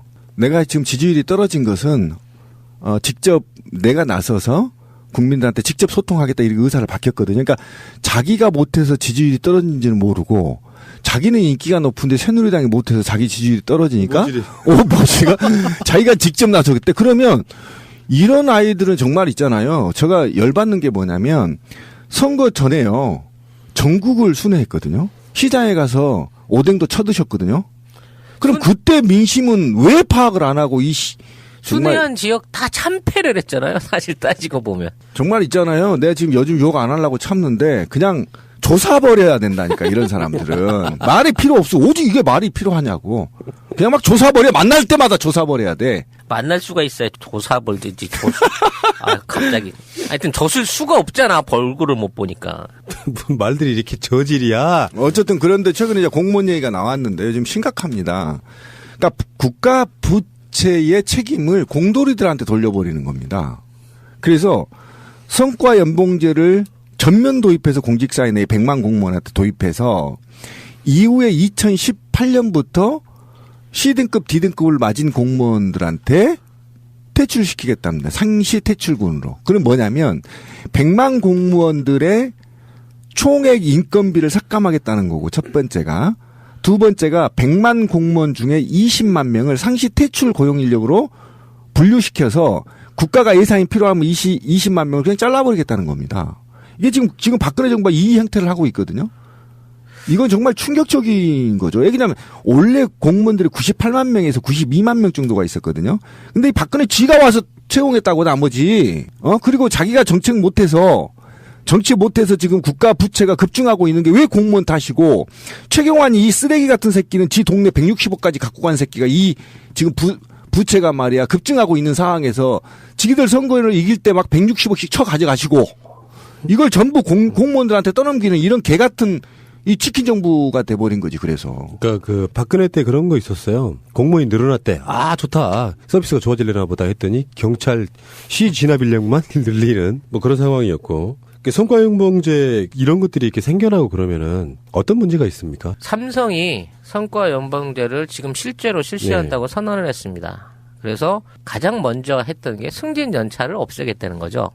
이게 이제 어찌 보면은 이게 막 들어오는 신입들한테 어떤 승진의 기회를 준다. 내지는 네가 일만 잘하면 얼마든지 돈을 더 받아갈 수 있다라는 면에서 희망적으로 보일 수 있지만 근본적으로 내면을 들여다놓고 보게 되면 나이 많고 호봉 많고 월급 많이 받던 사람들을 과감하게 쳐내버리고 그 자리에 대리나 과장급 수준밖에 안 되는 연봉으로 그 일을 시키겠다는 겁니다. 그러니까 간단하게 이런 거거든요. 그러니까 삼성에서 공직사회에 성과연봉제 도입은 불가능하다. 삼성 SDI에서 연구개발 노무현 대통령이 나왔죠. 그런데 이제 삼성에서도 부분적 도입인 겁니다. 예를 들면 삼성의 핸드폰을 100대를 파는 노동자한테는 예를 들면 기준을 1,000만 원을 주자 월. 그럼 10대 파는 사람들한테는 10만 원만 준다 이렇게 매겨 놓는 겁니다. 그럼 이게 수치적으로 가능하죠. 그렇죠. 네, 그런데 삼성 연구소 같은 데는요. 성과연봉제를 도입하지 않습니다. 왜 그러냐면 벌써 삼성이 4시간 근무제를 도입하거든요. 그러니까 부분별로 하는 건 뭐냐면 정확히 핵심은 다른 거 하나도 없습니다. 그러니까 신자유 중심의 심장은 성과연봉제입니다. 그 연봉제는 뭐냐면 삼성이 연간 인건비가 10조라고 치죠. 그러면 툭 쳐서 10조에서 어떻게 현상을 일어나냐면 9조는 그냥 돈을 줍니다. 월급을 그대로. 그리고 1조를 성과연봉제로 돌립니다. 그죠? 그러면 그 허현준 그 사람도 정대협인 종북이다라는 발언까지 했어요. 네, 맞아요. 그런 꼴통들이 그것도 운동권 출신이라며 그런 꼴통들이 올라가서 정대협 같은 정대협 윤미향 대표나 이런 분들은 이렇게까지 얘기했어요. 시민단체로서 그동안 행여나 할머니들에게 피해를 입힐까봐 진보와 보수 모두가 함께할 수 있는 운동이 되도록 노력해왔는데 여기도 종북단체로 몰아가지고 어버이연합 쪽에다가 하다를 할 때 종북이 저렇게 판을 치고 있으니까 여러분들이 도와줘 이런 개념으로 이렇게 어떤 명령체계가 만들어진 거잖아요. 그러니까 왜 그렇게 했느냐라는 비판에 대해서 종북이니까 이렇게 뒤집어 씌워버린다는 거죠. 추총장이 행방이 묘연한 가운데 건물주가 걱정스럽네. 그러니까 어디 가서 또 번개탄 맞고 마티즈. 있는데 행방이 묘연한 가운데 건물주가 건물을 빼라 그래갖고 곧 쫓겨나게 생겼다. 순수하게 국가위에서 일하는 이런 단체가 이런 탄압을 받고 있다라는 동정표에 또 트윗과 기사들을 또 만들어내서 돌리고 있어요. 근데요. 어버이연합이 출범한 게 2006년이래요. 오래됐네요. 벌써 10년 된 거네. 본격적으로 드러나기 시작한 거지. 근데 지금 나가라고 한 사무실 임대료가 월 800만 원이랍니다. 오씨, 그렇게 세? 800이나 줬어? 월세를? 전에 말했잖아요. 지난 3월 달에 어버이연합이 회원들 회비로 걷어들인 돈이 한 230만 원이야. 말이 안 되는 운영이네. 2,500, 3,000을 받았어도 월세 800하고 컵라면 한 200개 사다 놓고. 애초에 우리가 저분들 알바비 받고 나오셨네라고 의심을 했던 부분이 그런 거예요. 일자리도 없고 돈도 없는 노인들이 그쪽에 그 상주하다시피 하는 그 공간을 널찍하게 만들어 놓고 거기에 교육도 해요. 한 달에 800만 원씩이나 되는 돈을 어느 비용이 나왔겠느냐. 그러니까 월세만 지금 10억이 넘어가거든요. 26년부터. 그러네. 진짜 그러네. 엄청난 돈이 아닙니다, 지금. 그러니까 최근에 정경련도 제가 보기엔 쩐주 중에 하나였을 가능성이 네, 높고. 하나예요, 하나. 그 전에는 아마 우리 국민 혈세가 일부 모른 돈이 들어가면서 유지를 시켜왔던 게 아닐까라는 의심을 한번 해봐요. 그렇죠. 간접적으로 들어가겠죠. 네. 그다음에 스폰서, 대기업들이 스폰서가 있었겠죠. 네, 스폰서가 있습니다, 분명히. 그런데 그 스폰은 그냥 해주는 게 아니고 국가 특혜로 인한 각종 특혜나 불법에 대해서 묵인 이런 절차를 통해서 비자금이 형성된 거죠. 지금 보니까 그냥 관리비 말고 월세만 10억이에요, 10억. 거기에 무료급식도 있고요. 그럼요. 들어가야 될 비용 엄청 많아요. 그러니까 이렇게 그렇게 따지면 한 달에 한 1,000만 원 정도 들어가야 되는데. 더 들어가죠. 그러니까 최소 먹는 것도 포함하면 훨씬 더 되겠구나. 인건비에다가 또 상근자. 홈페이지 서버까지 운영을 하고 있는데. 또 상근자도 있어야 되죠. 그러면은 월세만 800만 원이면은 최소한 3-4천 원 기본으로 들어가야 돼요. 당연히 그렇죠. 뭐 그 돈을 누가 대줬다는 거야. 어마어마한 금액이죠. 100억대죠, 지금 보니까. 그러니까 이런 것도 있을 거예요. 뭐 깨놓고 얘기합시다. 국정원 지원이 있었을 건 솔직히 말하면 우리 안 보듯 뻔하고요. 그 중에 몇 놈은 국정원이겠지. 그런 거에다가 추선이가 말하지 않고 있는 게 있을 것 같아요. 그러니까 당연히. 국정원 같은 데서 또 지원 받았던 돈을 지금 드러나는데 자꾸 정경련 쪽만 연결을 시키려고 하니까 그 전에 분명히 그런 커넥션이 있었을 거라고 보는 거고. 왜 그러냐면 국정원의 돈은 밝힐 수가 없으니까. 네, 법적으로. 그러니까 자꾸 뭐 국가기관 뭐 이렇게 말도 많아지고 그러니까 국정원도 그쪽에 그런 돈이 들어가느니 뭐 정경련하고 말 잘해가지고 그쪽에는 논문도 많잖아. 정경련 같은 데 가면은 그 돈 지원 받고 이쪽으로 살짝 이관시켜준 게 아닌가 이런 생각이 좀 맞아요. 해봐요. 그런 식으로 될 겁니다. 우리도 나이 먹으면은요 그런 거 한번 만들어 볼까요? 이런 보수단체 만들기 딱 좋잖아. 스타일들이 만들어가지고 국가기관에 정부 지원받고 하면서 이렇게 월급 받고 살아. 노후 대책으로 딱 좋잖아. 아 저요? 예. 저 농사지로 간다니까 귀농 간다니까. 아니 이 짓 안 합니다. 그래 그 힘든 일을 왜 해? 이거 추선이 같이 하면 딱 되겠구만. 이게 더 힘들어요 감정적으로.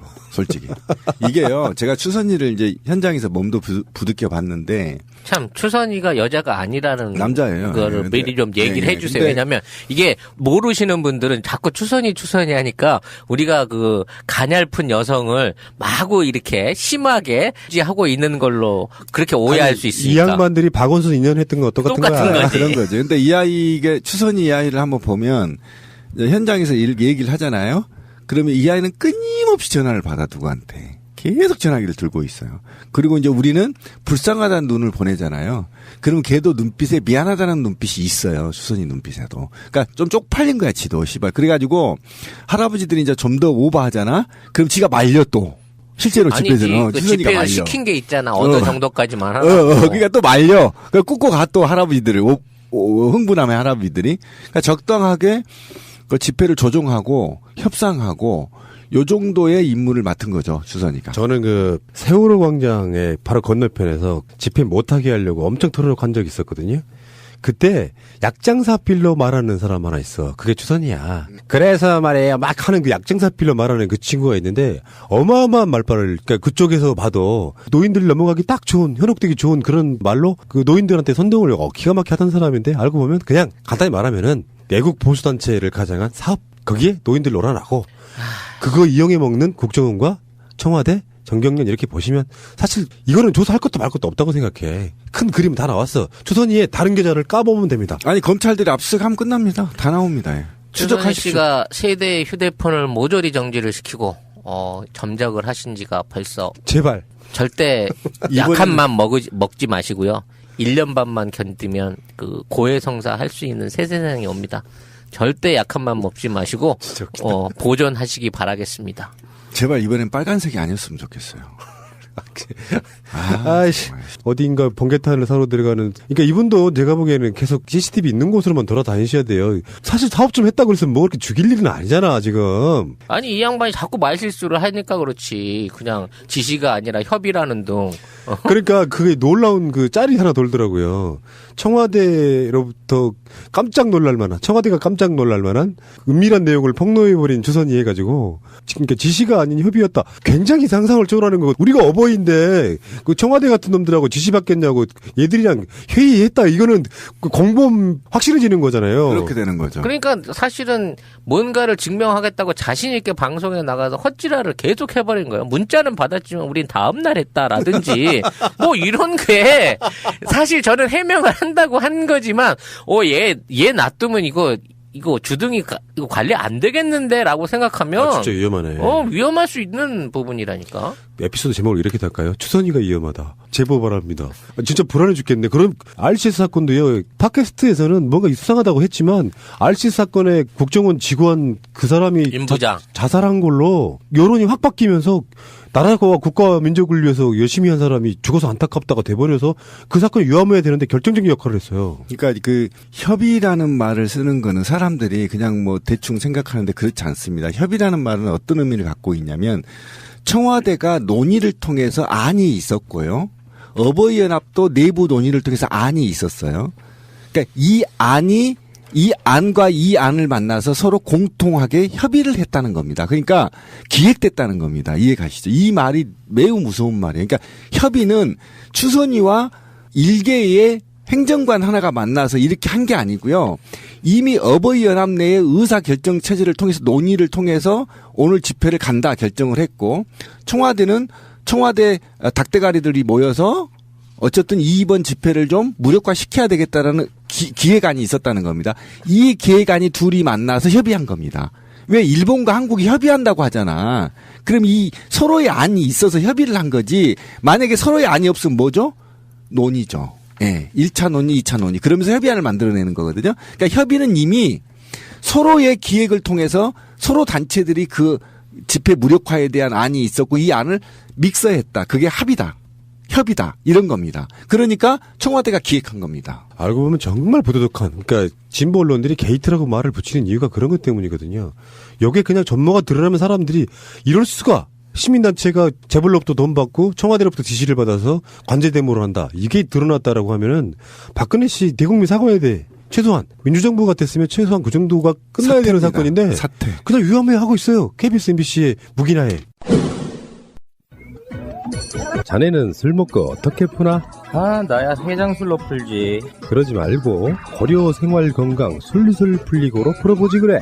에이, 숙취해서제가 다르면 얼마나 다르겠나? 이거 왜 이러실까? 연세대에서 임상시험으로 검증됐고 물학회지에 논문도 등재된 제품이라고. 허허, 그러니까 고려생활건강 슬슬 풀리고를 먹으면 숙취해서가 확실하다 이 말이지. 말해서 못하겠나. 고려 생활 건강 술술 풀리고를 검색해봐. 그것도 귀찮으면 전화 1688-3783으로 전화해봐. 이 험한 세상에 술 없이 어떻게 사나 했더니 고려생활건강 술술 풀리고가 있었네. 술 먹으러 가자. 예! 자, 건배. 진미 냉면 좋아해? 네, 정말 좋아해요. 어느 냉면 좋아하세요? 저는 평양식 냉면. 난 함흥식 냉면. 혹시 설원냉면이라고 들어봤나? 강원도 영월에서 시작해서 현재 강원도와 충청권을 휩쓸고 있는 냉면이라는데. 아, 이름부터 시원하다. 설원냉면 면. 눈꽃의 원조라는 뜻이래. 그런데 고기는 없나? 왜 없겠어. 푸짐보쌈이라고 냉면만큼 잘 나가는 메뉴가 있지. 홈페이지 가봐봐. 가맹점 관리가 기가 막히네. 여기는 성공하겠다. icehappy.com. 시원해서 행복한 냉면. 1644-8781 설원냉면. 김대중 대통령은 굉장히 권위적이지 않으세요. 전혀 그렇지 않으세요. 다시는 이러면 안 되겠다라는 교훈을 갖는다면 아주 나쁜 경험만은 아닐 거라고 생각해요. 그래요. 저희는 지금 가장 중요한 게 희망을 잃지 않는 것 같아요. 제가 제일 와닿았던 거는 그 한 권을 딱 읽고 나니까 불끈 용기가 솟았어요. 왜 그런지 모르겠어요. 하여튼 그 책이 저한테 준 가장 큰 선물이 아닐까. 제가 좀 행복해지네요. 그 말 들으니까. 행동하는 양심이 됩시다. 행동하지 않는 양심은 악어패입니다, 여러분. 김대중이 남긴 불멸의 유산, 행동하는 사람들의 책. 기적은 기적처럼 오지 않는다. 트위터가 진짜 언론입니다. 어버이연합 게이트 이야기를 계속 해봐야겠죠. 사실은 어버이연합 게이트는 익히 우리가 알고 있었던 이야기들이 실체가 드러나는 상황인데 딱히 그 당사자들이 우리는 그러지 않아라고 발뺌하는 그 과정이 지금 공방이 오가고 있는 그런 느낌이에요. 재밌었던 거는 추선희 사무총장이 언론의 인터뷰에서 난 그게 되게 재밌더라고요. 우리는 지시를 받은 게 아니라 협의를 한 거다. 요즘 자존심을 살리려고 그런 거야? 그쵸, 어버이잖아요. 어버이가 어떻게 감히 청와대에 지시를 받습니까? 협의를. 그 말이 진짜 웃겼고, 왜. 월요일날 하라 그랬는데 수요일날 한 거니까 우리는 지시받은 게 아니다. 뭐 이런 식의 논리도 만들어내고요. 엄청 허접한 사람들이에요, 뭐요. 그러니까 한국 사회가 왜 이렇게 멍들었냐면, 그러니까 자기가 잘못한 거에 대해서 반성할 수 있는 사회가 아니라는 겁니다. 어린아이들이 304명이 국가 보이지 않는 권력에 의해서 죽임을 당했단 말이죠. 그리고 그를 생중계를 통해서 수천만 명이 더 나아가 두 눈 뜨고 보고 있었단 말이에요. 현 정부의 무능함과 누군가가 의혹을 계속 수천 가지 의혹을 제시하면서 죽였단 말이죠. 그 사건에 대해서 이 나라의 어버이라는 이름을 갖고 연합을 만들어서 활동하는 사람들이 테러를 자행했단 말이죠. 그걸 진실을 밝히려고 했더니 진실을 밝히기 위해서 노력한 사람을 빨갱이로 몰았고 모략을 해댔죠. 그다음에 한일 협상에 대해서 문제를 제기했더니 그 대표가 기타 과거에 무슨 흔적이 있다고 해서 또 그 전체를 빨갱이 운동으로 치부하고 제가 그 자리에 있었지 않습니까? 저도 한 대 맞았거든요. 우리 밥차 나눠줄 때 그 싸웠던 게 그분들입니다. 이게 추선이가 그 양반이에요. 안경 쓰고. 그렇지. 예, 그 친구예요. 그렇게 테러를 하고 집회를 못하게 방해하는 자들이 청와대하고 소통한 것만으로도 천벌을 받아야 되거든요. 그리고 이 박근혜 정부는 만약에 정상적인 사회라면 사퇴해야 됩니다. 이것만으로도. 이 부분 안에서 그 허행정관이 개인적인 일탈이라고 자기 스스로 한 일이라고 우기고 있습니다. 이제 드디어 그 스킬 나옵니다. 네. 꼬리 자르기. 그 당시 보고계통은 국민소통 비서관이었던 현기환 정무수석 비서관이었다고 그래요. 현재는 뭐 체육관광부 1차관이라고 하는데 그 당시에 동원하려고 했던 이슈들 안에 소녀상 앞에서의 집회 문제가 많이 드러났는데 실제적으로 계속 통화를 하면서 가서 싸우지 마라. 싸움은 하지 말고 시위만 해라. 뭐 그런 식의 얘기들도 오고 가고 했었는데 1월 4일 이후에 관계가 소원해졌다. 이런 식으로 얘기를 했어요. 그 이전에는 관계가 친밀했다는 얘기잖아. 그러니까 이 사람의 논리는 그런 거야. 예전에 친해서 지시도 받고 뭐 협의도 하고 그랬던 사이인데 최근에 멀어졌으니까 나는 이 사람들 관계 없다. 이런 논리야. 그런데 여기서 또 사무총장이 자기는 정경련 사람은 한 명도 아는 사람이 없다는 겁니다. 난 하늘을 우러러 정경련 사람 아는 사람이 없다는 거야. 그럼 모르는데 1억 2천을 통장에 꽂아주나? 결국은 누구야? 누구 말 듣고 꽂아준 거야? 청와대에서 시켜갖고 꽂아준 거 아니에요? 그렇게 얘기하면. 아, 그런데요. 정경련이 어버이연합에 돈 지원한 게 약 4억 원이 추가 지원된 게 또 들통 났습니다. 그러니까 이게 재벌이네 이 새끼들도 벌이가. 근데 뒤집어 보면은 지금 차명 계좌 하나 드러난 거잖아. 뭐 어떤 계좌가 얼마나 있는지를 모르고 한 달 유지비만 월세만 800만 원에 한 달에 최소한 2천만 원이 될 것 같은 유지비는 이런 식으로 만들어질 수밖에 없었다는 것이 JTBC가 또 추가 보도를 그 사무실 했어요. 임대료만 네. 10억이라니까 10억. 그냥 전기세 다 빼고 순수 임대료만 10억이라고. 그 돈을 어디서 놨겠냐는 말이야. 정경련이 어버이연합 차명계좌를 통해서 2012년 2월부터 2014년 연말까지 약 3년 동안 총 5억 2,300만 원을 송금한 것으로 확인됐습니다. 어마어마합니다. 추 사장님 정말 능력 좋으시다. 추 사장이 아니죠, 다시요. 회장님. 네, 추 회장입니다. 근데 총수 그룹 총수. 근데 추 회장님은 정경련에 아는 사람 한 명도 없대요. 근데 5억을 꽂아줬어, 씨. 그냥 국정원에 아는 놈 있을 수도 있어. 그렇지. 국정원에 아는 놈 있으면 이제 뭐 눈먼 돈이 이렇게 팍팍 꽂히는. 그러면 정권 입장에서 좋잖아요. 우리 같은 사람들도 집회 같은 거 나갈 때 노인들하고 싸우기 싫어요. 그러니까 똥이 무서워서 피하는 게 아니라 더러워서 피하는 방식으로 해서 이렇게 제대로 된 집회 활동이 안 되고요. 시끄럽게 틀어대니까 아예 우리가 전달하고자 하는 내용들이 전달이 안 돼버리고 막 그러잖아요. 집회 현장에서 물타기를 해버리는 용도로 지금 노인들 갖다가 써버리는. 휴대폰 번호로 사업하시는 분, 070 번호로 사업하시는 분, 지역 번호로 사업하시는 분. 8자리 대표 전화를 아주 저렴한 가격에 갖고 싶다면 1600-7703 이지스 정보에 문의하세요. 이지스 정보는 SK텔링크, 세종텔레콤, SK브로드밴드, LG유플러스, 한국케이블텔레콤, CJ헬로비전의 공식 대리점입니다. 1600-7703 24시간 상담 가능합니다. 야, 정말 24시간이 전화 한번 해볼까? 1600-7703 어머, 너희 가족들이 건강하네. 가족 건강 비법이 있지. 몸에 참 좋은 해독 주스라고 하루에치를 늘 먹고 있어. 그래? 하나 주라. 야, 공짜는 효과 없어. 너도 건강해지려면 사서 먹어. 참 좋은 하루 야채. 야, 자랑 그만하고 너희 가족들 건강식 또 있지? 또 있어? 그럼 청아 야채를 먹고 있지? 100세 시대에 딱이야 딱. 참 좋은 청아 야채. 참 좋은 청아 야채. 1588-6452 명인이 만드는 건강식품 명인 허브.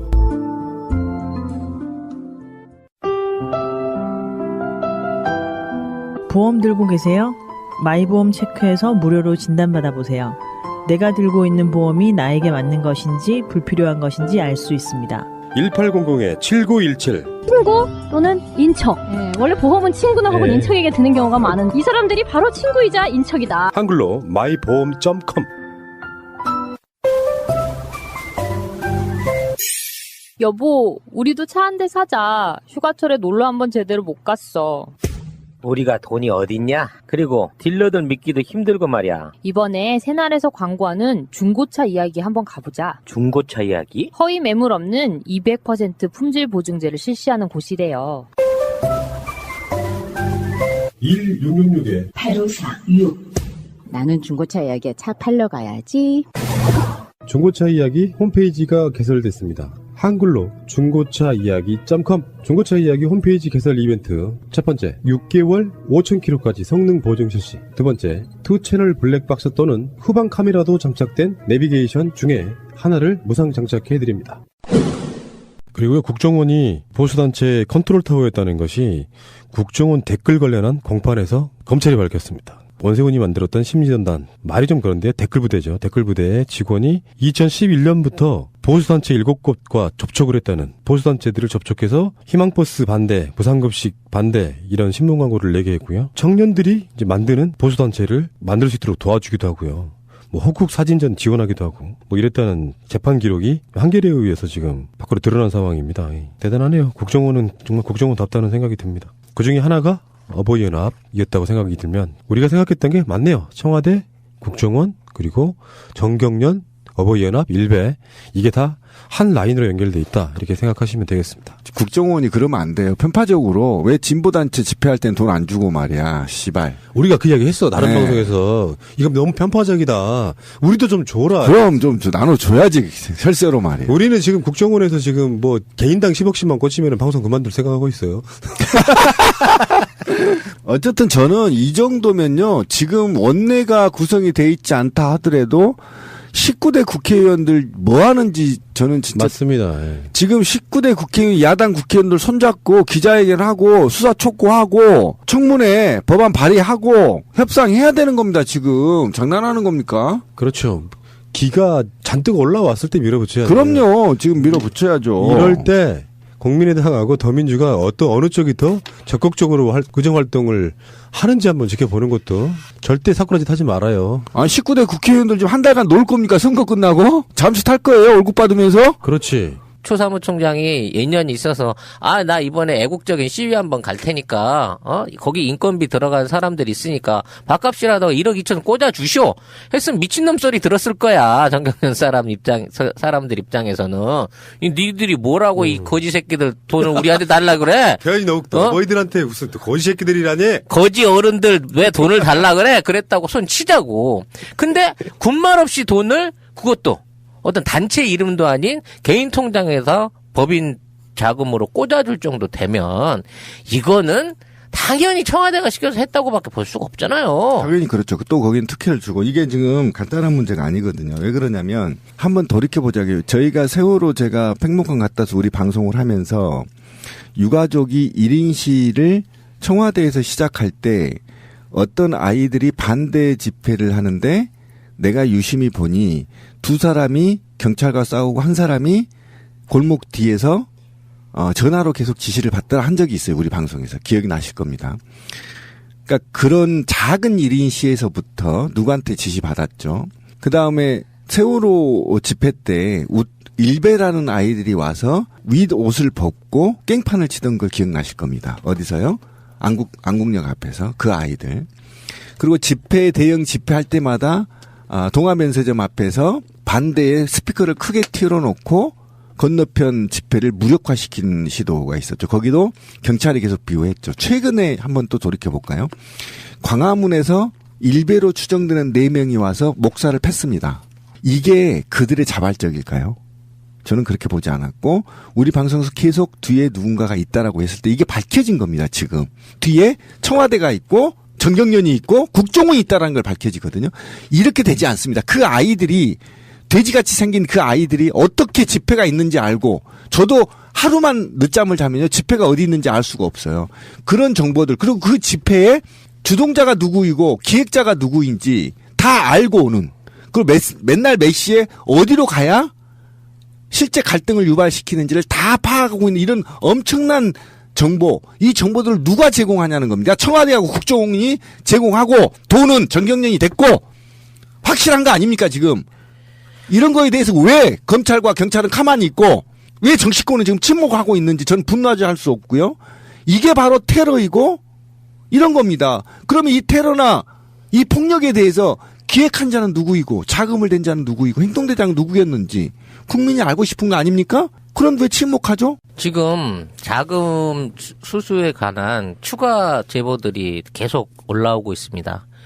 실제로 정경련으로부터 받은 자금이 매월 2,500만 원에서 3천만 원대고, 매월? 예, 지금까지 받은 총액이 3억 원이 넘는다고 합니다. 그렇죠. 지금 그 출시 계좌로 입금된 돈 1억 2천은 그 개인적으로 이용된 계좌였기 때문에 그렇고, 과거에 그 2005년에 설립 취소가 됐던 그 베델 선교회라고 하는 선교 단체 그쪽 통장을 이용해가지고 돈을 별도로 받아왔던 걸로 밝혀졌거든요. 그래서 그 돈으로 탈북자들 교통비하고 노인들 밥값을 썼다고 합니다. 그래서 밥값으로 어떻게 썼냐 그랬더니 사무실 옆 그 급식 창고에 컵라면을 비치했다고 합니다. 컵라면을 무려 2,500에서 3,000만 원어치씩 매달 공급을 했다고 네가 얘기를 하면 야 컵라면 먹고 배 터지겠다 노인들. 그러니까 계산 나온 거죠. 3억 나누기 5만 원 하면 6천 명 나오거든요. 6천 명 나누기 집회하면 약 60회 집회한 겁니다. 예, 3년 동안 5만 원씩 주고. 계산 딱 나옵니다. 그리고 3만 원은 띵가 먹은 거야? 네, 띵가 먹고. 이게 사실은 우리가 계산 나옵니다.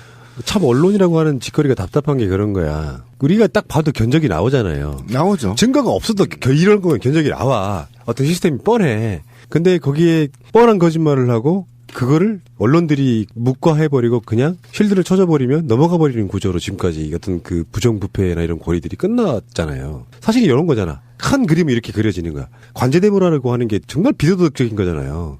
진짜로 보수를 받고 나오는 보수단체.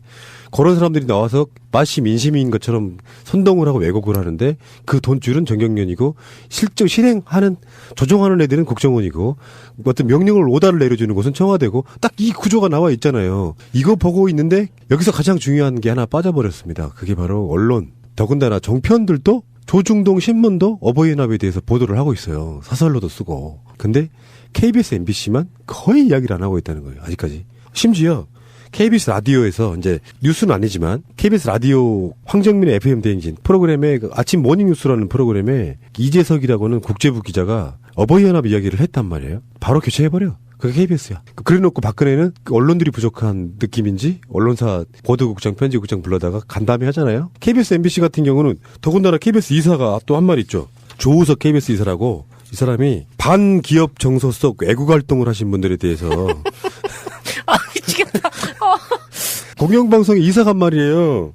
네, 맞아요. 어버이연합을 문매를 때리고 있어서 참담하다. 전에 우리가 기억나십니까? 그 세월호 사건 났을 때 오죽했으면 유족들이 KBS 몰려가고 막 그랬잖아요. 그쪽에 보도국장인가? 그렇죠. 이 사람들 네. 때문에 이런 쓰레기들이 지금 공영방송에 앉아 있어요. 아직도 시대가 어떻게 바뀐지를 모르고 있습니다. 정말 전공교체하면은 뭐 누구누구 다 포함하는 걸 떠나가지고 가장 먼저 바꿔야 될 대상이 언론사 간부들이라는 게 확 드러나고 있어요. 저도 마찬가지라고 생각해요. KBS 이사장과 MB하고 정권이 바뀔 경우에 박근혜 정부 하에서의 KBS, MBC 이사장, 박문진 이사까지 둘은 매달아야 된다고 생각해요. 그래서 짱돌로 좀 조사놔야 돼요. 이거는 KBS는 공무원입니다. MBC하고 달라요. 사실상 공무원. 예, 사실상 공무원이라고요.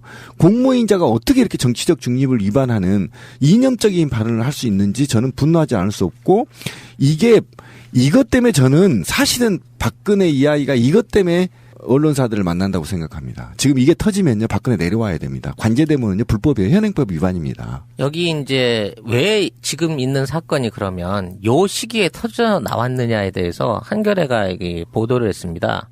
보도 내용을 보면 2014년 10월 달 당시에 어버이연합 대표로 있던 추 총장하고 당시 그 엄명철이라고 탈북인 총연합회라고 하는 단체가 따로 있었던 거예요.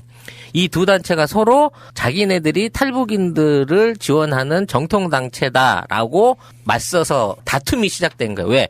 탈북인을 누가 관리를 하느냐에 따라서 단체에 대한 지원금이 달라질 수 있는 거였기 때문에 쉽게 말하면 탈북인들을 누가 헤게모니를 잡고 가느냐를 갖고 이 두 단체 사람들이 만나서 주먹다짐을 벌린 거예요.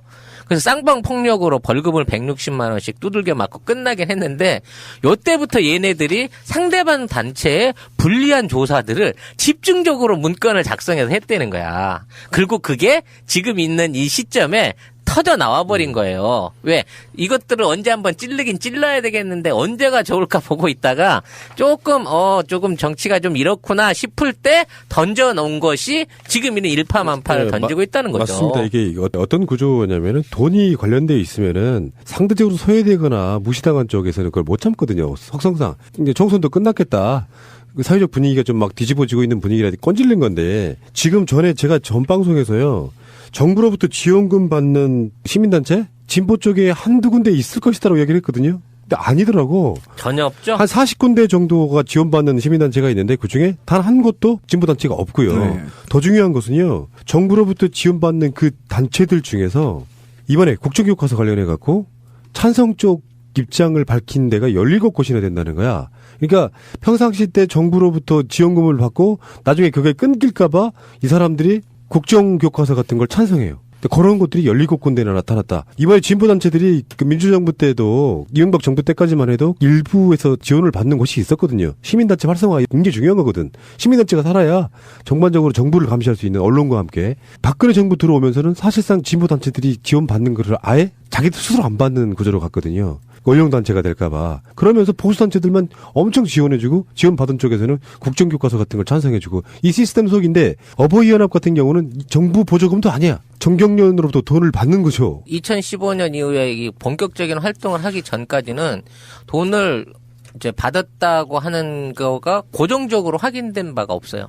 근데 이 시점에서부터 집중적으로 매월 정기적인 어떤 비용들을 받아왔던 것 같고 또 미디어법과 관련해서 이쪽에서 그 찬성 데모, 그 다음에 조속한 미디어법 시행 데모, 그 다음에 뭐 무상급식 관련된 포퓰리즘 반대 데모, 그 다음에 삼성 특검 내지는 비자금 관련해서의 어떤 거기에 찬성 데모까지 얘네들은 불러주는 데면 어디든지 다 가서 하던 일종의 어용단체였던 거죠. 그 당시만 해도 용역단체였던 거죠. 근데 어느 순간부터 이제 전문직을 탈북자와 국가 관련된 사안에 대한 단체로 바뀌게 되면서 정규직이 된 거야.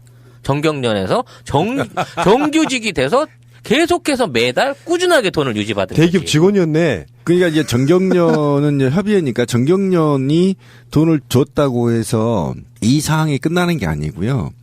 정경련이 이들한테 줘서 집회할 이유가 없습니다. 누가 기획을 했고 요구를 했던 거죠. 그게 뭐냐면 저는 국가라는 겁니다. 그러니까 국가가 온갖 발주와 특혜를 통해서 정경련 소속 회원들에게 특혜를 줬고 그 특혜 속에 비자금을 조성해서 그 비자금 일부가 바로 이런 보수단체, 극우 보수단체 또는 정말 없어져야 할 단체들의 활동비 명목으로 나간 겁니다. 그래서 이게 게이트라는 겁니다. 그러니까 정경련이 돈이 많다고 해서 정경련이 준 게 아니라 정경련이 절대 이익단체이기 때문에 헛되게 돈을 그냥 줄 리가 없습니다. 이 뒤에는 국가라는 거대한 게 있고 거기에 특혜와 수혜가 있다라는 겁니다. 그를 통해서 비자금이 조성됐다는 거고. 그래서 이게 정경련 하나 갖고만으로도 이게 정권이 바뀌어야 될 엄청난 문제거든요. 그러니까 이게 지금 조선일보에서도 뉴스에 보면 조선일보 기사에 보더라도 이건 뭐 국가와 국정원이 개입된 게이트다 이렇게 의혹을 제기하고 있지 않습니까? 이거는 그냥 어느 단체 하나가 될 수 있는 게 아닙니다. 큰 권력이 움직였다라는 겁니다. 예. 아까 말한 KBS 그 조우석 기사라고 하는 사람이 그것도 웃긴 거예요. 원래 중앙일보 출신이야. 조중동에 있던 사람이 KBS 이사로 온 거예요. 대표적으로 이 사람은 그 문재인 전 더불어민주당 대표한테 공산주의자라고 말했던 사람이에요. 네, 맞아요. 그런 꼴통들이 지금 KBS에 들어가서 좌지우지하고 아까 말한 그 기자 같은 사람들이 갑자기 그 방송 프로그램에 안 나오게 만드는 역할을 보이지 않는 선으로 작용하지 않을까 이런 생각이 좀 들고 청와대 행정관 그 사람